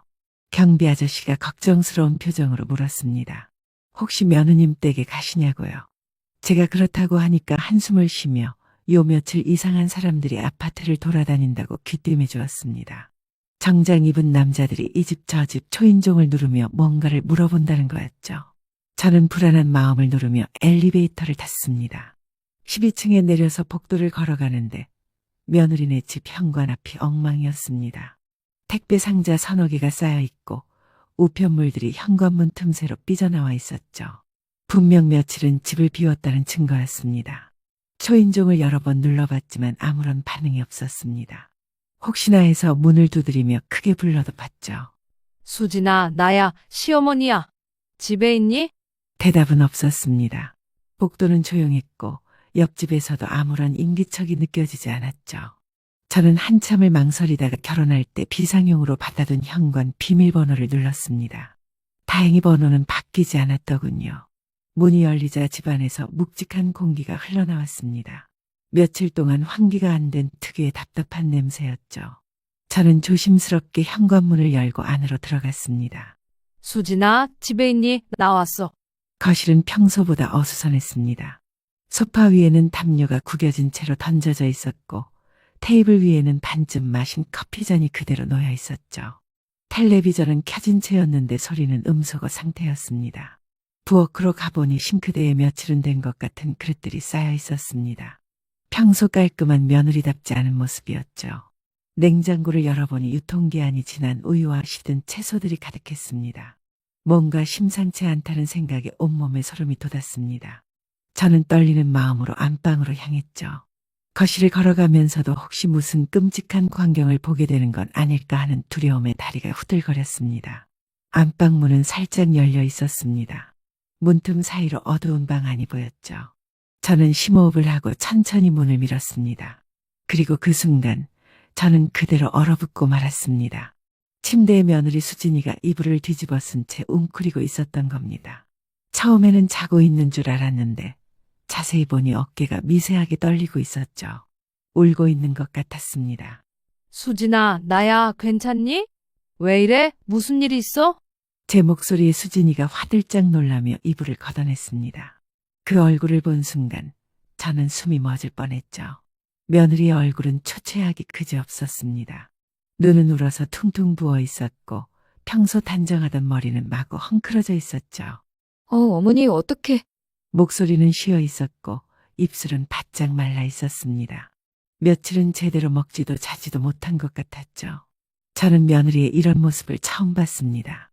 평소에는 그렇게 당당하고 자신감 넘치던 아이가 이렇게 무너져 있다니. 저는 급하게 부엌으로 가서 따뜻한 물을 한 잔 가져왔습니다. 수진이는 떨리는 손으로 컵을 받아들고 조금씩 마셨죠. 저는 침대 끝에 앉아 며느리가 진정되기를 기다렸습니다. 한참을 말없이 있다가 수진이가 드디어 입을 열었습니다. 그런데 첫 마디부터 충격적이었죠. 어머니, 저 큰일 났어요. 정말 큰일 났어요. 그 말과 함께 수진이는 다시 울음을 터뜨렸습니다. 저는 당황했지만 일단 진정시키는 게 먼저였죠. 며느리의 등을 토닥이며 천천히 말해보라고 달랬습니다. 수진이가 떨리는 목소리로 이야기를 시작했습니다. 일주일 전 검찰청이라는 곳에서 전화가 왔다고 했죠. 수진이 명의로 된 계좌가 보이스피싱 범죄에 연루됐다는 내용이었습니다. 처음에는 장난 전화인 줄 알았는데 상대방이 수진이의 주민등록번호며 계좌번호까지 정확히 알고 있었답니다. 그들은 수진이가 피해자일 수도 있고 공범일 수도 있으니 조사가 필요하다고 했습니다. 그리고 수사가 진행되는 동안 재산을 안전하게 보호해야 한다며 금융감독원 안전계좌로 돈을 옮기라고 지시했죠. 저는 듣는 순간 아차 싶었습니다. 이건 명백한 보이스피싱이었던 겁니다. 하지만 수진이는 이미 그들의 말을 찰석같이 믿고 있었죠. 어머니, 저 정말 억울해요. 저는 아무것도 모르는데. 그 사람들이 제가 무죄라는 걸 증명하려면 협조해야 한다고. 며느리의 말을 들으며 저는 점점 더 불안해졌습니다. 얼마나 보냈냐고 조심스럽게 물어봤죠. 수진이는 한참을 망설이다가 대답했습니다. 5천만 원요? 결혼할 때 모았던 돈이랑 적금 해약해서. 순간 현기증이 났습니다. 5천만 원이라니. 그것도 일주일 전이면 이미 돈은 사기꾼들 손에 넘어간 뒤였을 겁니다. 저는 애써 침착함을 유지하며 물었죠. 그래서 그 사람들이 또 뭐라고 하던? 수진이는 휴대폰을 꺼내 저에게 보여줬습니다. 문자 메시지함에는 검찰청, 금융감독원을 사칭한 메시지들이 가득했죠. 그리고 가장 최근 메시지가 제 눈길을 사로잡았습니다. 추가 조사 결과 더 큰 범죄 조직과 연관된 정황이 포착되었습니다. 귀하의 안전을 위해 직접 만나서 보호 조치를 취해야 합니다. 내일 오후 2시 강남역 카페로 오십시오. 경찰이 동행할 예정입니다. 저는 소름이 쫙 끼쳤습니다. 이 사기꾼들은 돈만 빼앗는 게 아니라 직접 만나려고 하는 겁니다. 무슨 추가적인 범죄를 계획하는 건지. 어머니, 저 내일 가야 해요. 안 가면 저를 도주한 범인으로 몰겠대요. 며느리는 여전히 그들의 말을 믿고 있었습니다. 아니, 믿고 싶어 하는 것 같았죠. 자신이 사기를 당했다는 현실을 받아들이기 어려워하는 것 같았습니다. 저는 결심했습니다. 지금 당장 며느리에게 진실을 알려주고 이 위험한 상황에서 구해내야 한다고요. 하지만 쉽지 않을 것 같았습니다. 수진이는 이미 일주일 동안 그들의 심리적 지배를 받아왔으니까요. 그때 수진이의 휴대폰이 울렸습니다. 화면에는 서울중앙지검이라는 발신자가 떴죠. 수진이가 떨리는 손으로 전화를 받으려 하자 저는 재빨리 그 손을 잡았습니다. 수진아, 잠깐 그 전화 받지 마. 수진이는 당황한 눈빛으로 저를 바라봤습니다. 전화벨은 계속 울리고 있었죠. 저는 며느리의 손을 꼭 잡고 말했습니다. 수진아, 이제 내 말 잘 들어. 너 지금 보이스피싱에 당하고 있는 거야. 그 순간 수진이의 얼굴에 복잡한 감정이 스쳐 지나갔습니다. 부정, 분노, 그리고 절망. 과연 제가 며느리를 설득할 수 있을까요? 그리고 이 교활한 사기꾼들로부터 우리 가족을 지켜낼 수 있을까요? 전화벨은 여전히 울리고 있었고 우리 앞에는 위험한 싸움이 기다리고 있었습니다. 전화벨이 멈추자 방 안에는 무거운 침묵이 내려앉았습니다. 수진이는 제 말을 듣고도 여전히 믿기 어려워하는 표정이었죠. 저는 며느리의 휴대폰을 가만히 내려놓고 최대한 차분한 목소리로 설명하기 시작했습니다. 수진아, 진짜 검찰이라면 절대 돈을 요구하지 않아. 그리고 안전계좌 같은 건 없어. 며느리의 눈에서 눈물이 주르륵 흘러내렸습니다. 현실을 받아들이기 시작한 것 같았죠. 저는 티슈를 건네며 계속 이야기했습니다. 제가 교직에 있을 때 동료 선생님이 비슷한 일을 당했던 경험을 들려줬죠. 그분도 똑같이 검찰 사칭 전화에 속아 노후 자금을 모두 잃었다고 했습니다. 수진이가 떨리는 목소리로 자신이 겪은 일을 처음부터 자세히 털어놓기 시작했습니다. 일주일 전 평범한 화요일 오후였다고 했죠. 회사에서 중요한 프레젠테이션을 마치고 잠시 쉬고 있는데 전화가 왔답니다. 발신자 표시에는 02-530-로 시작하는 번호가 떴는데 실제 검찰청 대표번호와 비슷했다고 했습니다. 전화를 받자 검사라고 자신을 소개한 남자가 매우 심각한 목소리로 말했답니다. 수진이 명의의 계좌가 금융범죄에 이용됐다는 거였죠. 처음에는 당연히 의심했다고 했습니다. 하지만 상대방이 수진이의 개인정보를 너무나 정확히 알고 있어서 놀랐다고 했죠. 주민등록번호는 물론이고 거래 은행과 계좌번호, 심지어 최근 카드 사용 내역까지 줄줄이 읊었답니다. 그들은 수진이에게 팩스로 수사협조 요청서라는 공문서까지 보냈습니다. 거기에는 검찰 직인이 찍혀 있었고 담당 검사 이름과 사건 번호까지 적혀 있었죠. 지금 생각하면 모두 위조였겠지만 그 순간에는 너무나 정교해서 의심할 여지가 없었다고 했습니다. 어머니, 저 정말 바보 같죠? 그런데 그들이 하는 말이 너무 논리적이었어요. 며느리는 자책하며 고개를 떨궜습니다. 저는 그런 수진이의 어깨를 토닥였죠. 왜 그런 바보 같은 소리를 해? 보이스피싱 수법이 하도 교묘해져서 몇 번씩 당하는 사람도 있댄다. 네 탓 아니야. 잘 해결될 거야. 그리고 또 별다른 일은 없었니? 사기꾼들은 수진이에게 계속해서 압박을 가했다고 했습니다. 만약 협조하지 않으면 계좌가 즉시 동결되고 형사처벌을 받을 수 있다고 협박했죠. 그리고 가장 교활했던 건 수진이가 의심할 때마다 피해자를 위한 조치라며 안심시켰다는 겁니다. 수진이는 일주일 동안 그들의 지시를 따랐습니다. 처음에는 500만 원만 임시로 옮기라고 했는데 나중에는 추가 수사가 필요하다며 금액을 늘려갔죠. 그들은 수진이에게 가족이나 주변 사람들에게 말하면 수사에 방해가 된다며 함구령까지 내렸습니다. 그래서 수진이는 남편인 민수에게도 말하지 못하고 혼자 끙끙 앓았던 겁니다. 회사도 개인 사정이라고 둘러대고 휴가를 냈죠. 집에 틀어박혀 하루 종일 그들의 전화만 기다렸다고 했습니다. 그런데 왜 내일 만나자고 하는 거니? 제 질문에 수진이는 휴대폰을 꺼내 문자 메시지를 보여줬습니다. 어제 온 메시지에는 이렇게 적혀 있었죠. 이수진 씨, 수사 결과 당신은 무고한 것으로 판명났습니다. 하지만 당신 명의로 추가 피해가 발생할 우려가 있어 보호 조치가 필요합니다. 내일 담당 수사관이 직접 만나 신변보호 절차를 진행할 예정입니다. 신분증과 도장을 지참하고 강남역 12번 출구 스타벅스로 오시기 바랍니다. 저는 이 메시지를 읽으며 등골이 서늘해졌습니다. 이들은 단순히 돈만 노리는 게 아니었어요. 직접 만나서 뭔가 더 큰 일을 꾸미려는 것 같았죠. 어쩌면 수진이의 신분증을 이용해 대출을 받거나 더 큰 범죄에 이용하려는 것일 수도 있었습니다. 저는 수진이의 휴대폰을 빌려 통화 내역을 확인하기 시작했습니다. 며느리는 망설이다가 순순히 휴대폰을 건넸죠. 지난 일주일간의 통화 기록을 보니 정말 충격적이었습니다. 같은 번호로 하루에도 수십 통씩 전화가 오고 갔더군요.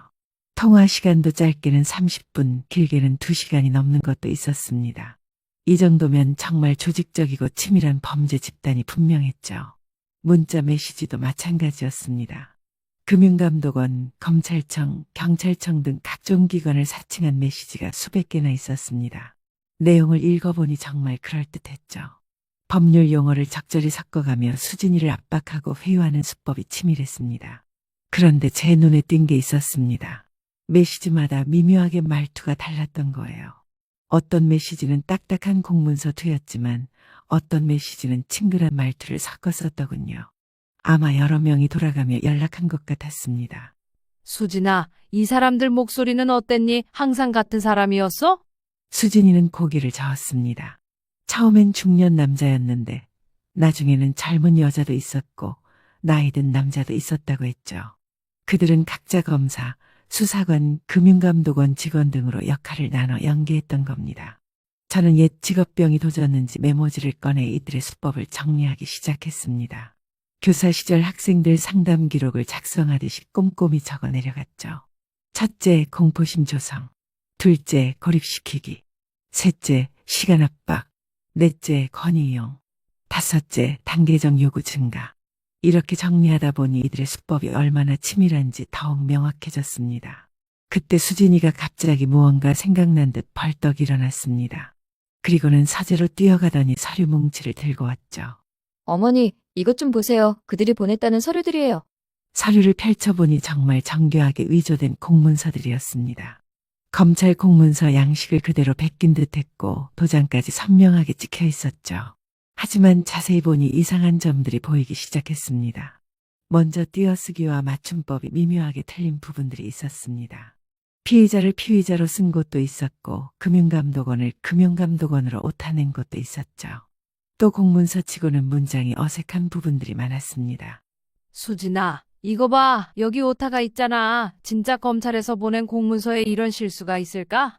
수진이는 제가 지적한 부분들을 보며 망연자실한 표정을 지었습니다. 그동안 공포와 불안에 사로잡혀 이런 단순한 것도 놓쳤던 거죠. 저는 계속해서 의심스러운 점들을 찾아냈습니다. 담당 검사 이름을 인터넷에 검색해봤더니 실존 인물이 아니었고 사건 번호 형식도 실제 검찰에서 쓰는 것과 달랐습니다. 하지만 가장 결정적인 건 계좌번호였습니다. 그들이 안전계좌라고 알려준 계좌를 은행 홈페이지에서 조회해봤더니 개인명의 계좌였던 겁니다. 진짜 금융감독원이라면 절대 개인 계좌를 쓸 리가 없죠. 이 모든 증거를 수진이에게 하나씩 설명해주자 며느리의 얼굴에 분노가 떠올랐습니다. 자신이 속았다는 걸 완전히 인정하게 된 거죠. 어머니, 저 정말 이 나쁜 놈들을.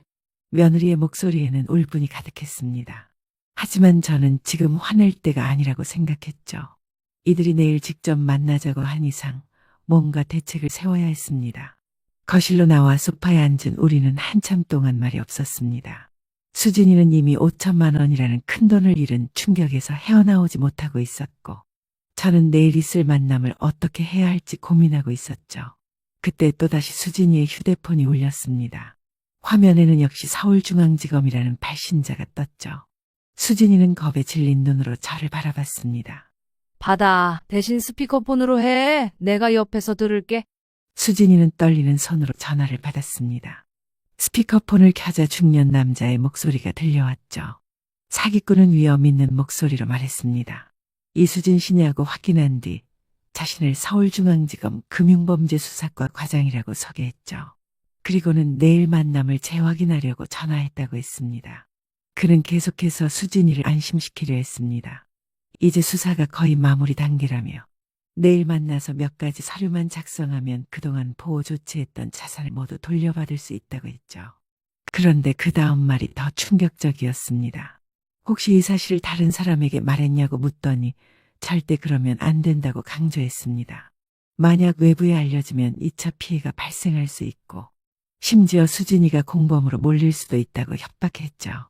제가 옆에서 수진이에게 손짓으로 신호를 보냈습니다. 알겠다고 대답하라고요. 수진이는 떨리는 목소리로 그러겠다고 했죠. 사기꾼은 마지막으로 내일 만날 장소와 시간을 다시 한번 확인했습니다. 강남역 12번 출구 스타벅스 오후 2시. 그리고 꼭 혼자 오라고 당부했죠. 동행인이 있으면 보호 조치 절차가 복잡해진다는 핑계를 댔습니다. 전화를 끊고 나서 수진이는 완전히 겁에 질려 있었습니다.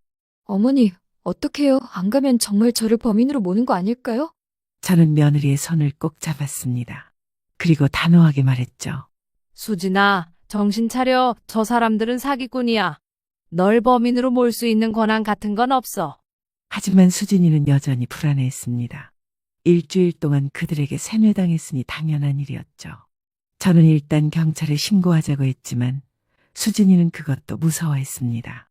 혹시 자신이 정말 잘못한 게 있는 건 아닐까 하는 두려움에 사로잡혀 있었던 거죠. 그때 제 머릿속에 한 가지 생각이 떠올랐습니다. 위험할 수도 있지만 이 사기꾼들을 잡을 수 있는 기회일 수도 있다는 생각이었죠. 수진아, 내가 대신 만나면 어떨까? 수진이는 깜짝 놀라며 저를 말렸습니다. 위험하다고 그럴 수 없다고 했죠. 하지만 저는 이미 마음을 굳히고 있었습니다. 내가 너인 척하고 가는 거야. 어차피 그 사람들은 널 직접 본 적이 없잖아. 물론 쉽지 않을 거란 걸 알았습니다. 나이 차이도 있고 목소리도 다르죠. 하지만 방법이 없는 건 아니었습니다. 마스크를 쓰고 모자를 눌렀으면 얼굴은 가릴 수 있을 테고 목이 아파서 말을 잘 못한다고 하면 될 것 같았죠. 수진이는 계속 반대했지만 저는 설득을 시작했습니다. 이대로 두면 피해자가 더 늘어날 거라고 우리가 뭔가 해야 한다고 말했죠. 그리고 가장 중요한 건 혼자 가는 게 아니라는 거였습니다. 수진아, 우리 같이 경찰에 신고하고 경찰이랑 함께 작전을 짜는 거야. 절대 혼자서는 안 해. 제 말에 수진이의 표정이 조금씩 변하기 시작했습니다. 두려움 속에서도 희망이 보이는 것 같았죠. 그런데 바로 그때 현관문이 열리는 소리가 들렸습니다. 우리는 깜짝 놀라 서로를 바라봤죠. 이 시간에 누가 오는 걸까요? 복도에서 발소리가 들리더니 곧 거실로 민수가 들어왔습니다. 아들은 우리를 보고는 놀란 표정을 지었죠. 엄마, 수진아? 무슨 일이야? 왜 이렇게?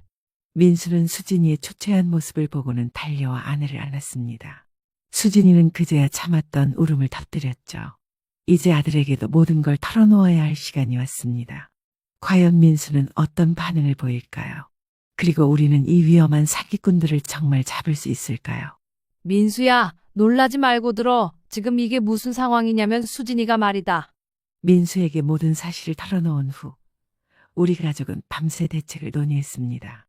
처음에 민수는 아내가 보이스피싱에 당했다는 사실을 받아들이기 힘들어했죠. 하지만 증거들을 하나씩 보여주자 분노와 자책감에 사로잡혔습니다. 그래도 다행인 건 민수가 IT 회사에서 일하다 보니 이런 사이버 범죄에 대해 어느 정도 알고 있었다는 거였습니다. 밤새 우리는 머리를 맞대고 계획을 세웠죠. 그리고 오늘 아침 일찍 우리는 관할 경찰서를 찾았습니다. 사이버 수사대 사무실은 생각보다 분주했습니다. 여기저기서 전화벨이 울리고 형사들이 바쁘게 움직이고 있었죠.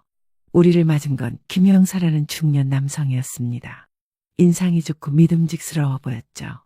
요즘 이런 피해가 정말 많습니다. 걱정 많으셨겠어요. 김 형사는 우리 이야기를 차분히 들었습니다. 수진이가 당한 피해 상황을 설명하자 형사님은 고개를 끄덕이며 메모를 했죠. 특히 사기꾼들이 직접 만나자고 한 부분에서는 눈빛이 날카로워졌습니다. 형사님은 이런 경우가 흔하지 않다고 했습니다. 보통 보이스피싱범들은 절대 직접 만나지 않는데 이번엔 뭔가 다른 목적이 있는 것 같다고 했죠. 어쩌면 수진이의 신분증을 이용해 추가 범죄를 계획하고 있을 수도 있다고 경고했습니다. 제가 대신 만나겠다는 제안을 하자 김영선은 처음엔 반대했습니다. 너무 위험하다는 거였죠.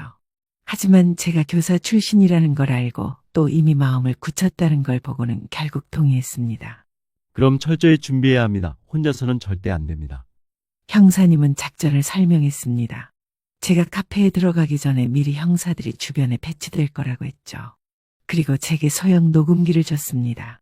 옷 안쪽에 부착하는 아주 작은 기기였죠. 민수는 자신의 스마트워치를 제게 줬습니다.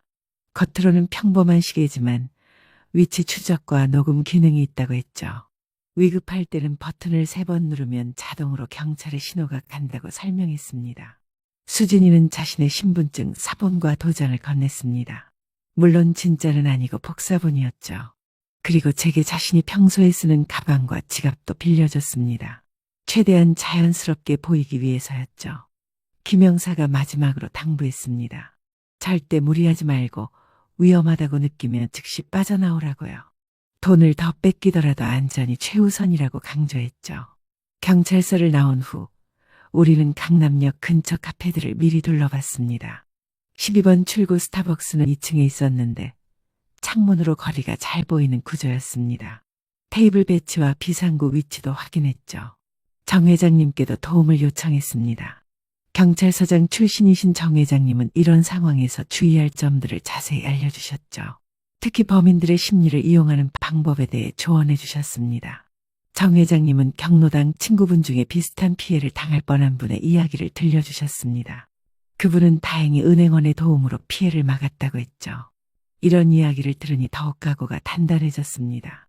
점심 무렵 저는 집에서 마지막 준비를 했습니다. 평소보다 화장을 진하게 하고 수진이가 즐겨 입는 스타일의 옷을 골랐죠. 검은색 마스크와 모자로 얼굴을 최대한 가렸습니다. 거울을 보니 30대로 보이진 않았지만 그럭저럭 나이를 속일 수 있을 것 같았습니다. 집을 나서려던 찰나 김 형사님께 연락이 왔습니다. 정복임 씨, 아무래도 직접 나서는 건 좀 아닌 것 같습니다. 어떤 위험이 있을지도 모르고 저희 경찰 측에서 움직이는 게 나을 것 같아요. 형사님들이 이미 주변에 배치됐고 혹여나 만일의 사태를 대비해 예비 병력까지 준비가 완료된 상태라고 했습니다.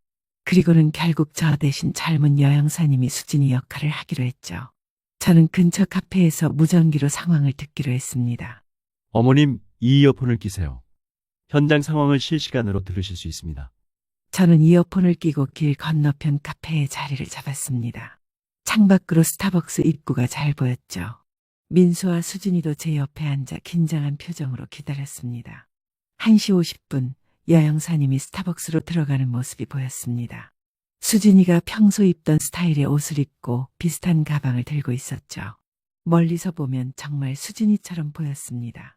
이어폰에서 여형사님의 목소리가 들렸습니다. 지금 들어갑니다. 창가 2번째 테이블에 앉겠습니다. 2시 5분 한 남자가 여형사님 테이블로 다가가는 게 보였습니다. 30대 후반쯤 되어 보이는 평범한 인상의 남자였죠. 정장을 입고 서류 가방을 들고 있어서 정말 공무원처럼 보였습니다. 이어폰에서 대화가 들려왔습니다. 남자가 낮은 목소리로 이수진 씨 맞냐고 묻자 여형사님이 고개를 끄덕이는 것 같았습니다. 남자는 자신을 서울중앙지검 수사관이라고 소개하며 가짜 신분증을 보여줬습니다. 이어폰을 통해 여형사님이 침착하게 대응하는 소리가 들렸죠. 김형사님이 제 옆에서 속삭였습니다. 서류를 자세히 보도록 유도하고 있습니다. 증거 수집 중이에요. 카페 창밖으로 보니 남자가 서류를 꺼내 설명하고 있었습니다. 여형사님은 고개를 끄덕이며 듣는 척하면서도 휴대폰으로 은밀히 촬영하고 있었죠. 저는 손에 땀을 쥐고 지켜봤습니다. 제가 직접 하는 것보다 훨씬 안전했지만 그래도 긴장됐습니다. 수진이도 제 손을 꼭 잡고 있었죠. 이어폰에서 여형사님이 쉰 목소리로 목이 아파서 말하기 힘들어요라고 하는 게 들렸습니다. 남자는 이해한다는 듯 고개를 끄덕였다고 김 형사님이 설명했죠. 이제 중요한 얘기를 꺼내고 있습니다. 김 형사님이 귀를 기울였습니다. 남자가 목소리를 낮춰 뭔가 설명하는 게 보였습니다. 이어폰으로 들으니 통장과 현금카드를 모두 회수해야 한다는 내용이었죠. 국제금융범죄 조직이 관련되어 있어서 추가 보호 조치가 필요하다는 거였습니다. 저는 속으로 혀를 찼습니다. 결국 돈을 더 뜯어내려는 수작이었던 거죠. 하지만 여형사님은 침착하게 겁먹은 표정을 연기하며 고개를 끄덕였습니다. 그때 남자의 휴대폰이 울렸습니다. 그는 잠깐 실례한다며 전화를 받았죠. 통화 내용을 들어보니 다른 표적에 대한 이야기를 하는 것 같았습니다. 3번은 내일 처리하고 5번은 모레로 잡았다는 식의 대화였죠. 전화를 끊은 남자가 다시 여형사에게 집중했습니다. 그런데 갑자기 표정이 미묘하게 변했죠. 긴장된 상황이 계속되는 가운데 남자가 뭔가 의심스러운 듯 여형사님을 보는 게 창밖으로 보였습니다. 이어폰에서 남자의 목소리가 들렸습니다. 이수진 씨, 실례지만 나이가 어떻게 되시죠? 순간 카페 안에 우리 모두가 긴장했습니다. 하지만 여형사님은 침착하게 35이요. 왜 그러세요? 라고 대답했죠. 김 형사님이 무전기로 다른 형사들에게 지시했습니다. 의심하는 것 같다. 대기하라. 다행히 남자는 고개를 끄덕이며 미안하다고 했습니다. 요즘 신분 도용이 많아서 확인차 물어본 거라고 했죠.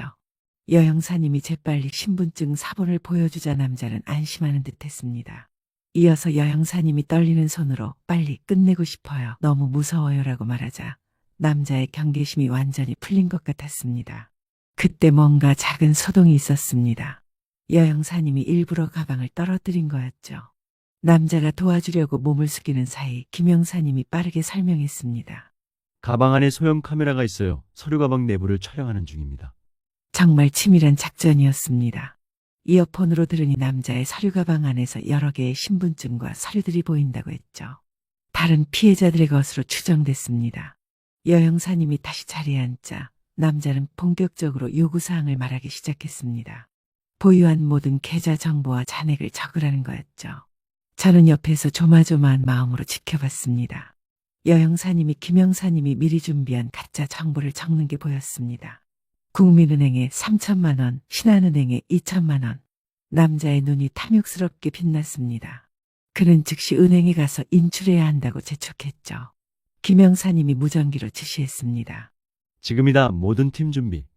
여형사님이 당황한 척하며 지금 당장이요. 이렇게 많은 돈을 이라고 물었습니다. 남자는 고개를 끄덕이며 서둘렀습니다. 시간이 없다고 범죄 조직이 먼저 손을 쓰면 늦는다고 압박했죠. 그러면서 자리에서 일어나 여형사님을 재촉했습니다. 바로 그때였습니다. 김 형사님이 고고고 신호를 내렸고 카페 곳곳에서 형사들이 일제히 움직였습니다.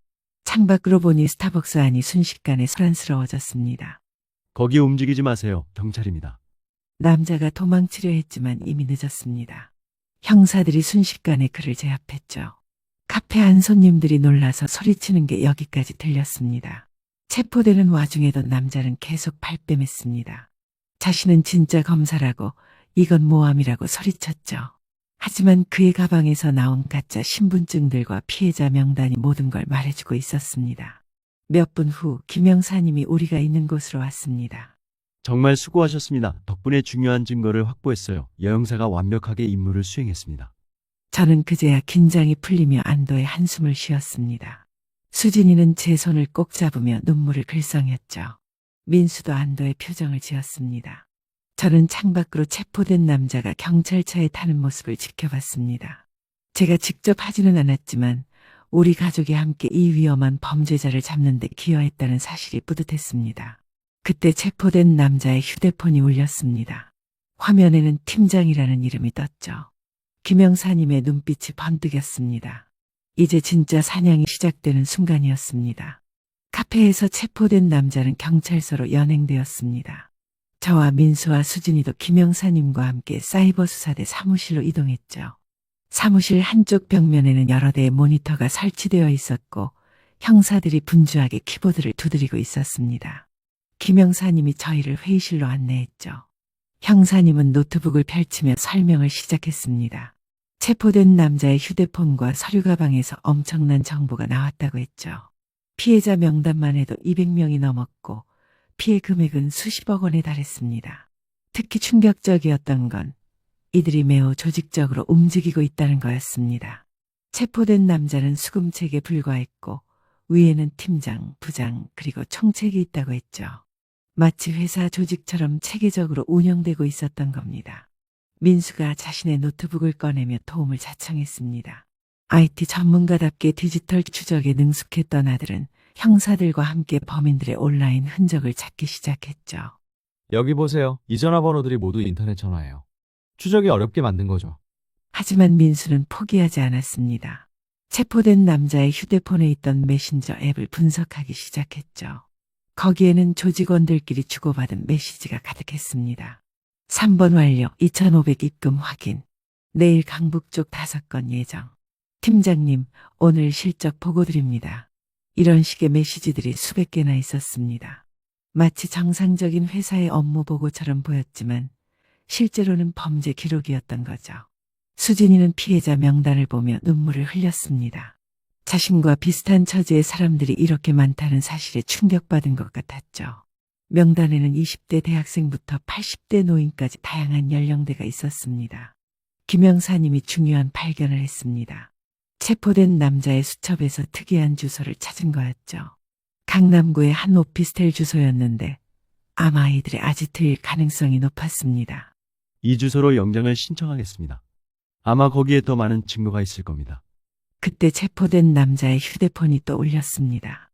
이번엔 부장이라는 이름이 떴죠. 김영사님은 잠시 고민하더니 전화를 받기로 했습니다. 물론 체포된 남자의 목소리를 흉내내야 했죠. 형사님이 전화를 받자 날카로운 여자 목소리가 들려왔습니다. 왜 보고가 늦냐고, 오늘 실적이 왜 이렇게 저조하냐고 다그치는 내용이었죠. 김영사님은 목이 아프다는 핑계를 대며 짧게 대답했습니다. 다행히 상대방은 의심하지 않았죠. 그리고 중요한 정보를 흘렸습니다. 내일 오전 10시에 전체 회의가 있으니 늦지 말라는 거였습니다. 전화를 끊고 난 후 사무실 안에는 긴장감이 흘렀습니다.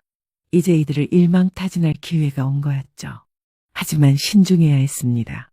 섣불리 움직였다가는 나머지 조직원들이 도망갈 수도 있었으니까요. 경찰은 밤새 작전을 준비했고 우리 가족도 집으로 돌아와서도 잠을 자지 못했습니다. 새벽부터 경찰서는 부산했습니다. 김영사님을 비롯한 사이버 수사대전 인원이 출동 준비를 했죠. 거기에 강력계 형사들까지 지원을 나왔습니다. 이번 작전의 규모가 얼마나 큰지 실감이 났습니다. 작전 브리핑이 시작됐습니다. 어젯밤 확인 결과 오피스텔 주소는 실제로 이들이 사용하는 사무실이었습니다. 건물 CCTV를 확인해 보니 매일 10명 이상이 드나들고 있었죠. 김영사님이 작전을 설명했습니다. 오전 10시 회의 시간에 맞춰 동시에 진입한다는 계획이었죠. 정문과 비상구를 동시에 막고 한 명도 놓치지 않겠다는 각오였습니다. 저희는 작전 차량에 동승하게 됐습니다.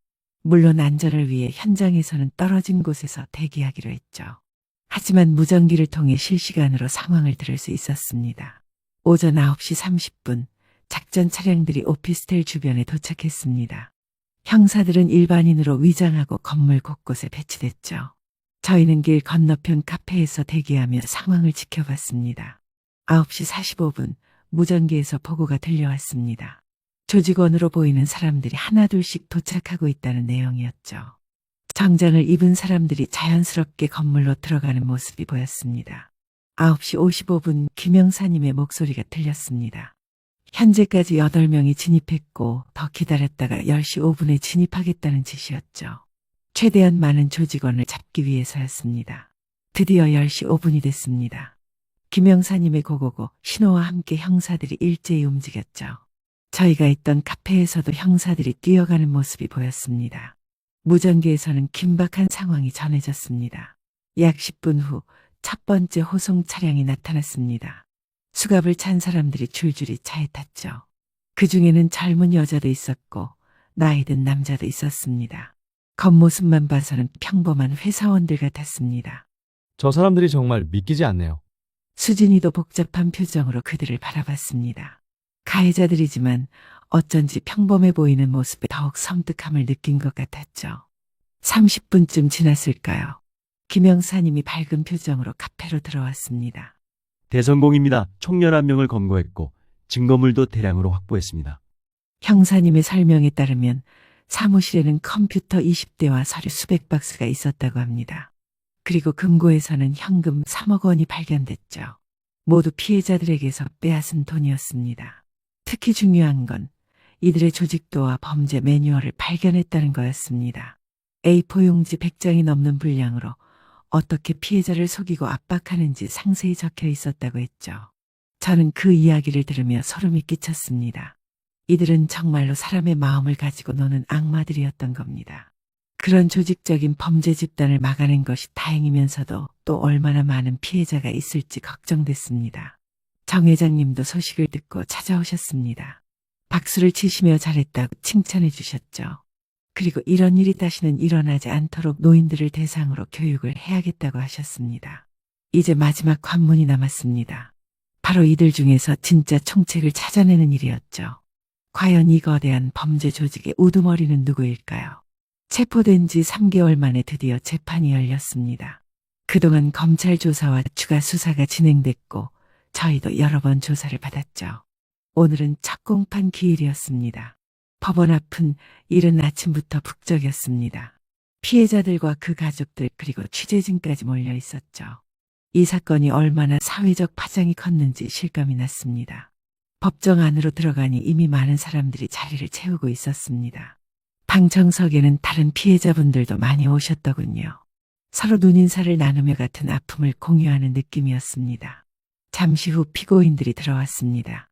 총 11명이 나란히 피고인석에 앉았죠. 그중 맨 앞에 앉은 50대 남자가 바로 총책이었습니다.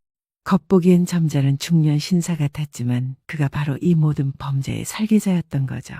재판이 시작되고 검사가 공소사실을 읽기 시작했습니다. 그 내용은 정말 충격적이었죠. 3년간 전국에서 500명 이상을 속여 100억 원이 넘는 돈을 빼앗았다는 거였습니다. 검사는 이들의 수법을 상세히 설명했습니다. 교묘한 심리조작, 체계적인 역할 분담, 그리고 치밀한 증거 인멸까지. 듣고 있자니 정말 영화 같은 이야기였지만 이게 모두 현실이었던 거죠. 수진이가 증인으로 나섰습니다. 처음엔 많이 떨렸지만 용기를 내어 자신이 당한 일을 상세히 증언했죠. 어떻게 속았는지, 얼마나 고통스러웠는지를 담담하게 이야기했습니다. 저는 똑똑한 사람이라고 자부했어요. 그런데 완전히 무너졌습니다. 수진이의 증언에 방청석 여기저기서 흐느끼는 소리가 들렸습니다. 같은 아픔을 겪은 사람들이었겠죠. 저도 며느리가 대견하면서도 마음이 아팠습니다. 이어서 제가 증인으로 나섰습니다. 어떻게 며느리를 구하게 됐는지, 범인을 잡기 위해 어떤 노력을 했는지 설명했죠. 특히 제가 직접 범인을 만나러 간 이야기를 할 때는 법정 안이 술렁였습니다. 가족을 지키기 위해서라면 뭐든 할 수 있습니다. 그게 부모 마음이잖아요. 피고인 측 변호사가 반대 신문을 했습니다. 우리가 함정 수사를 했다며 문제를 제기했죠. 하지만 판사는 정당한 수사 협조였다며 일축했습니다. 가장 충격적이었던 건 총책의 진술이었습니다. 그는 끝까지 자신은 단순히 콜센터를 운영했을 뿐이라고 발뺌했죠. 모든 책임을 부하들에게 떠넘기려 했습니다. 하지만 검찰이 확보한 증거는 확실했습니다.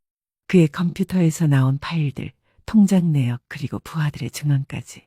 모든 게 그가 주범임을 가리키고 있었죠. 재판장이 말했습니다. 다음 기일에 선고를 하겠다고요. 하지만 이미 분위기는 정해진 것 같았습니다. 피고인들의 죄가 너무나 명백했으니까요. 법정을 나오며 김영사님이 다가왔습니다. 수고하셨습니다. 덕분에 많은 사람들이 구원받았어요. 하지만 저는 알고 있었습니다.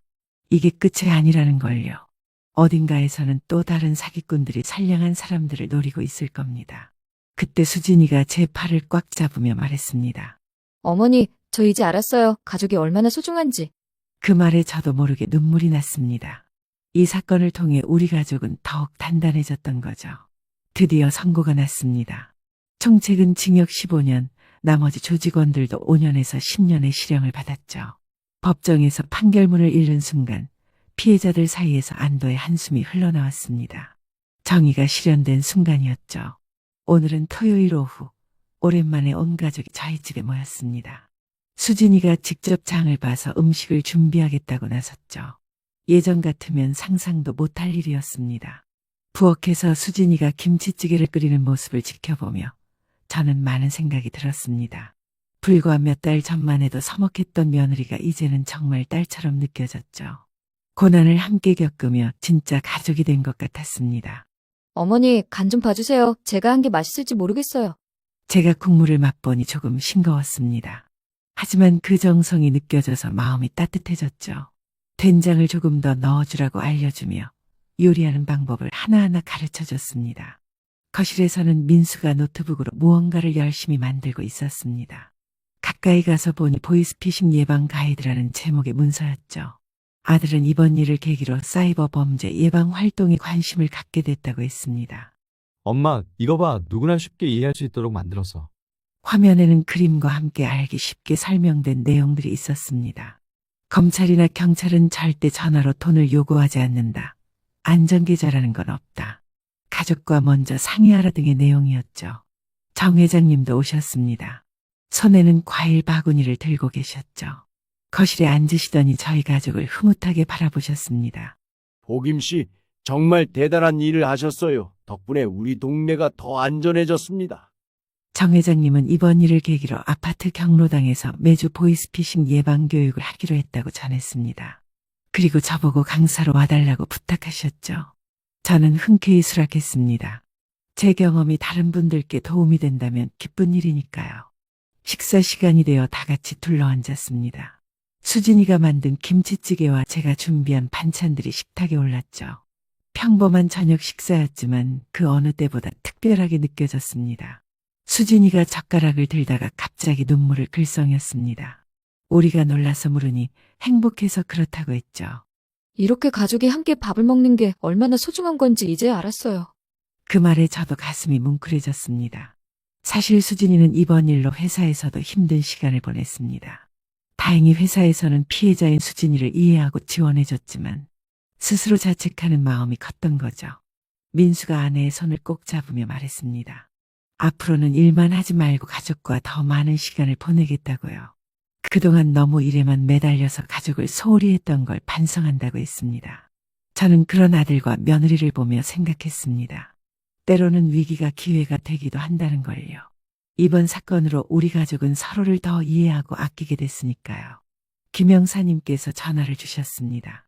이번 사건으로 전국적으로 500명이 넘는 피해자가 확인됐고 피해 금액 중 일부를 회수할 수 있게 됐다는 소식이었죠. 수진이도 일부라도 돌려받을 수 있다니 정말 다행이었습니다. 저녁 식사를 마치고 다 같이 거실에 모여 차를 마셨습니다. 창밖으로는 노을이 아름답게 지고 있었죠. 평화로운 일상이 얼마나 감사한지 새삼 느꼈습니다. 그리고 시간이 흘러 오늘 제가 경로당에서 첫 번째 보이스피싱 예방 교육을 하는 날이었습니다. 아침 일찍부터 준비한 자료를 들고 경로당으로 향했죠. 민수가 만들어준 PPT 자료와 함께 실제 사례를 준비했습니다. 경로당에는 벌써 30명이 넘는 어르신들이 모여 계셨습니다. 다들 이번 사건을 알고 계셔서 관심이 높았죠. 저를 영웅처럼 대해주시는 게 조금 부담스러웠지만 그만큼 책임감도 느꼈습니다. 안녕하세요. 여러분, 오늘은 제가 직접 겪은 일을 바탕으로 보이스피싱을 예방하는 방법을 알려드리려고 합니다. 어르신들의 눈빛이 반짝였습니다. 다들 자식들이 걱정돼서 오신 분들이 많았죠. 어떤 분은 이미 비슷한 전화를 받았다고 하시더군요. 저는 먼저 보이스피싱의 종류부터 설명했습니다. 검찰 사칭, 경찰 사칭, 자녀 납치 사칭 등 다양한 수법이 있다고 했죠. 그리고 가장 중요한 건 절대 당황하지 말고 전화를 끊은 후 가족과 상의하라고 강조했습니다. 한 할머니가 손을 들고 질문하셨습니다. 자기도 얼마 전에 손자를 사칭한 전화를 받았는데 너무 비슷해서 속을 뻔했다고요. 다행히 진짜 손자에게 바로 전화해서 확인했다고 하셨습니다. 이런 실제 사례들을 들으며 교육은 더욱 생생해졌습니다. 어르신들도 서로의 경험을 나누며 정보를 공유했죠. 제가 특별히 강조한 건 의심하는 습관이었습니다. 아무리 급하고 무서운 상황이라도 일단 의심하고 확인하는 습관을 가져야 한다고 했죠. 그리고 혼자 결정하지 말고 꼭 주변의 도움을 요청하라고 당부했습니다. 교육이 끝난 후 많은 분들이 고맙다고 인사하셨습니다. 어떤 할아버지는 오늘 배운 내용을 자녀들에게도 알려줘야겠다고 하셨죠. 정 회장님이 저를 경로당 사무실로 안내하셨습니다. 그곳에는 지역 신문 기자가 기다리고 있었죠. 이번 사건과 예방교육에 대한 기사를 쓰고 싶다고 했습니다. 기자분은 저에게 여러 가지를 물어봤습니다. 어떻게 그런 용기를 냈는지, 앞으로의 계획은 무엇인지 등이었죠. 저는 특별한 용기가 아니라 가족을 지키고 싶은 마음뿐이었다고 답했습니다. 인터뷰를 마치고 집으로 돌아오는 길에 수진이에게서 전화가 왔습니다. 어머니 교육 잘하셨어요? 저도 회사에서 동료들에게 이야기했더니 다들 놀라워하더라고요. 수진이도 이제는 자신의 경험을 부끄러워하지 않고 다른 사람들에게 경각심을 주는데 활용하고 있었습니다. 정말 대견한 일이었죠. 집에 도착하니 현관문에 작은 선물 상자가 놓여 있었습니다. 상자를 열어보니 이번 사건으로 피해를 면한 한 가족이 보낸 감사 선물이었습니다. 그들도 저희 이야기를 듣고 조심해서 피해를 막을 수 있었다고 했죠. 이런 작은 보람들이 제게는 큰 힘이 됐습니다. 비록 끔찍한 사건이었지만 그로 인해 더 많은 사람들을 도울 수 있게 된 것이 감사했습니다. 저녁에는 경찰서에서 연락이 왔습니다. 저를 명예 시민경찰로 위촉하고 싶다는 내용이었죠. 정식으로 보이스피싱 예방 활동을 할 수 있는 자격을 주겠다는 거였습니다. 저는 잠시 고민했지만 수락하기로 했습니다. 제 나이에 새로운 일을 시작한다는 게 부담스럽기도 했지만 누군가에게 도움이 될 수 있다면 기쁜 일이니까요. 시간이 정말 빨리 흘렀습니다. 어느덧 그 사건이 있은 지 6개월이 지났죠. 이제 매주 금요일 저녁은 우리 가족의 특별한 날이 됐습니다. 오늘도 어김없이 민수와 수진이가 퇴근 후 저희 집으로 왔습니다. 수진이는 이제 제법 요리 실력이 늘어서 오늘은 잡채를 만들어 왔더군요. 어머니, 이번엔 자신 있어요. 유튜브 보고 열심히 연습했거든요. 정말로 잡채는 훌륭했습니다. 당면도 불지 않았고 간도 딱 맞았죠. 제가 칭찬하자 수진이가 아이처럼 좋아했습니다. 이런 소소한 일상이 얼마나 행복한지 모릅니다. 민수는 오늘도 노트북을 가져왔습니다. 이번엔 보이스피싱 예방 앱을 개발하고 있다고 했죠. 의심스러운 전화가 오면 자동으로 경고를 해주는 앱이라고 설명했습니다. 수진이가 겪은 일이 다른 사람들에게는 일어나지 않았으면 좋겠어요. 아들의 그런 마음이 정말 자랑스러웠습니다. 일만 알던 아들이 이제는 사회에 도움이 되는 일을 찾아서 하고 있으니까요. 저녁을 먹으며 우리는 일주일 동안 있었던 일들을 나눴습니다. 수진이는 회사에서 승진했다는 기쁜 소식을 전했고 민수는 앱 개발이 거의 마무리 단계라고 했죠. 그리고 민수가 만들었던 PPT 자료를 수진이의 회사에서도 활용하고 있다고 했습니다. 저도 이번 주에 있었던 일을 이야기했습니다. 경로당 교육이 입소문을 타서 이제는 다른 동네에서도 초청이 온다고 했죠. 벌써 50회가 넘는 교육을 했고 실제로 피해를 예방한 사례도 여러 건 있었습니다. 정 회장님도 가끔 연락을 주십니다. 얼마 전에는 경찰청에서 감사장을 받으셨다고 자랑하셨죠. 우리 아파트가 보이스피싱 예방 모범 사례로 선정됐다는 거였습니다. 식사를 마치고 다 같이 산책을 나갔습니다. 아파트 단지를 한 바퀴 도는 것도 이제는 우리 가족의 루틴이 됐죠. 가을 저녁 공기가 상쾌했습니다. 산책하다가 경비 아저씨를 만났습니다. 그 아저씨도 저희를 알아보고 반갑게 인사하셨죠. 요즘은 수상한 사람이 없어서 안심이라고 하셨습니다. 집으로 돌아와 차를 마시며 TV를 봤습니다. 뉴스에서는 또 다른 보이스피싱 사건을 보도하고 있었죠. 하지만 이제는 예전처럼 무섭지 않았습니다. 우리가 알고 대비하면 막을 수 있다는 걸 알게 됐으니까요. 수진이가 갑자기 무언가 생각난 듯 가방에서 봉투를 꺼냈습니다. 어머니, 이거 작은 선물이에요. 항상 감사한 마음 어떻게 표현해야 할지 몰랐는데.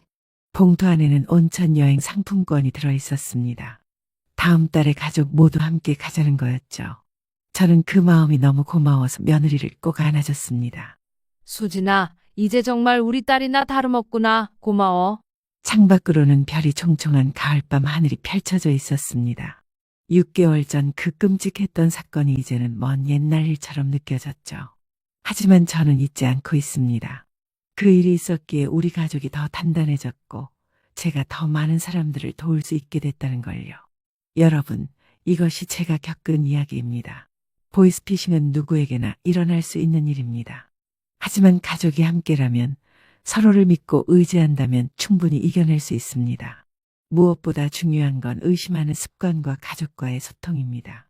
아무리 급한 일이라도, 아무리 무서운 협박을 받아도 혼자 결정하지 마세요. 이 이야기가 여러분께 작은 도움이 되길 바라며 모든 가정의 평화와 행복이 가득하길 기원합니다. 감사합니다.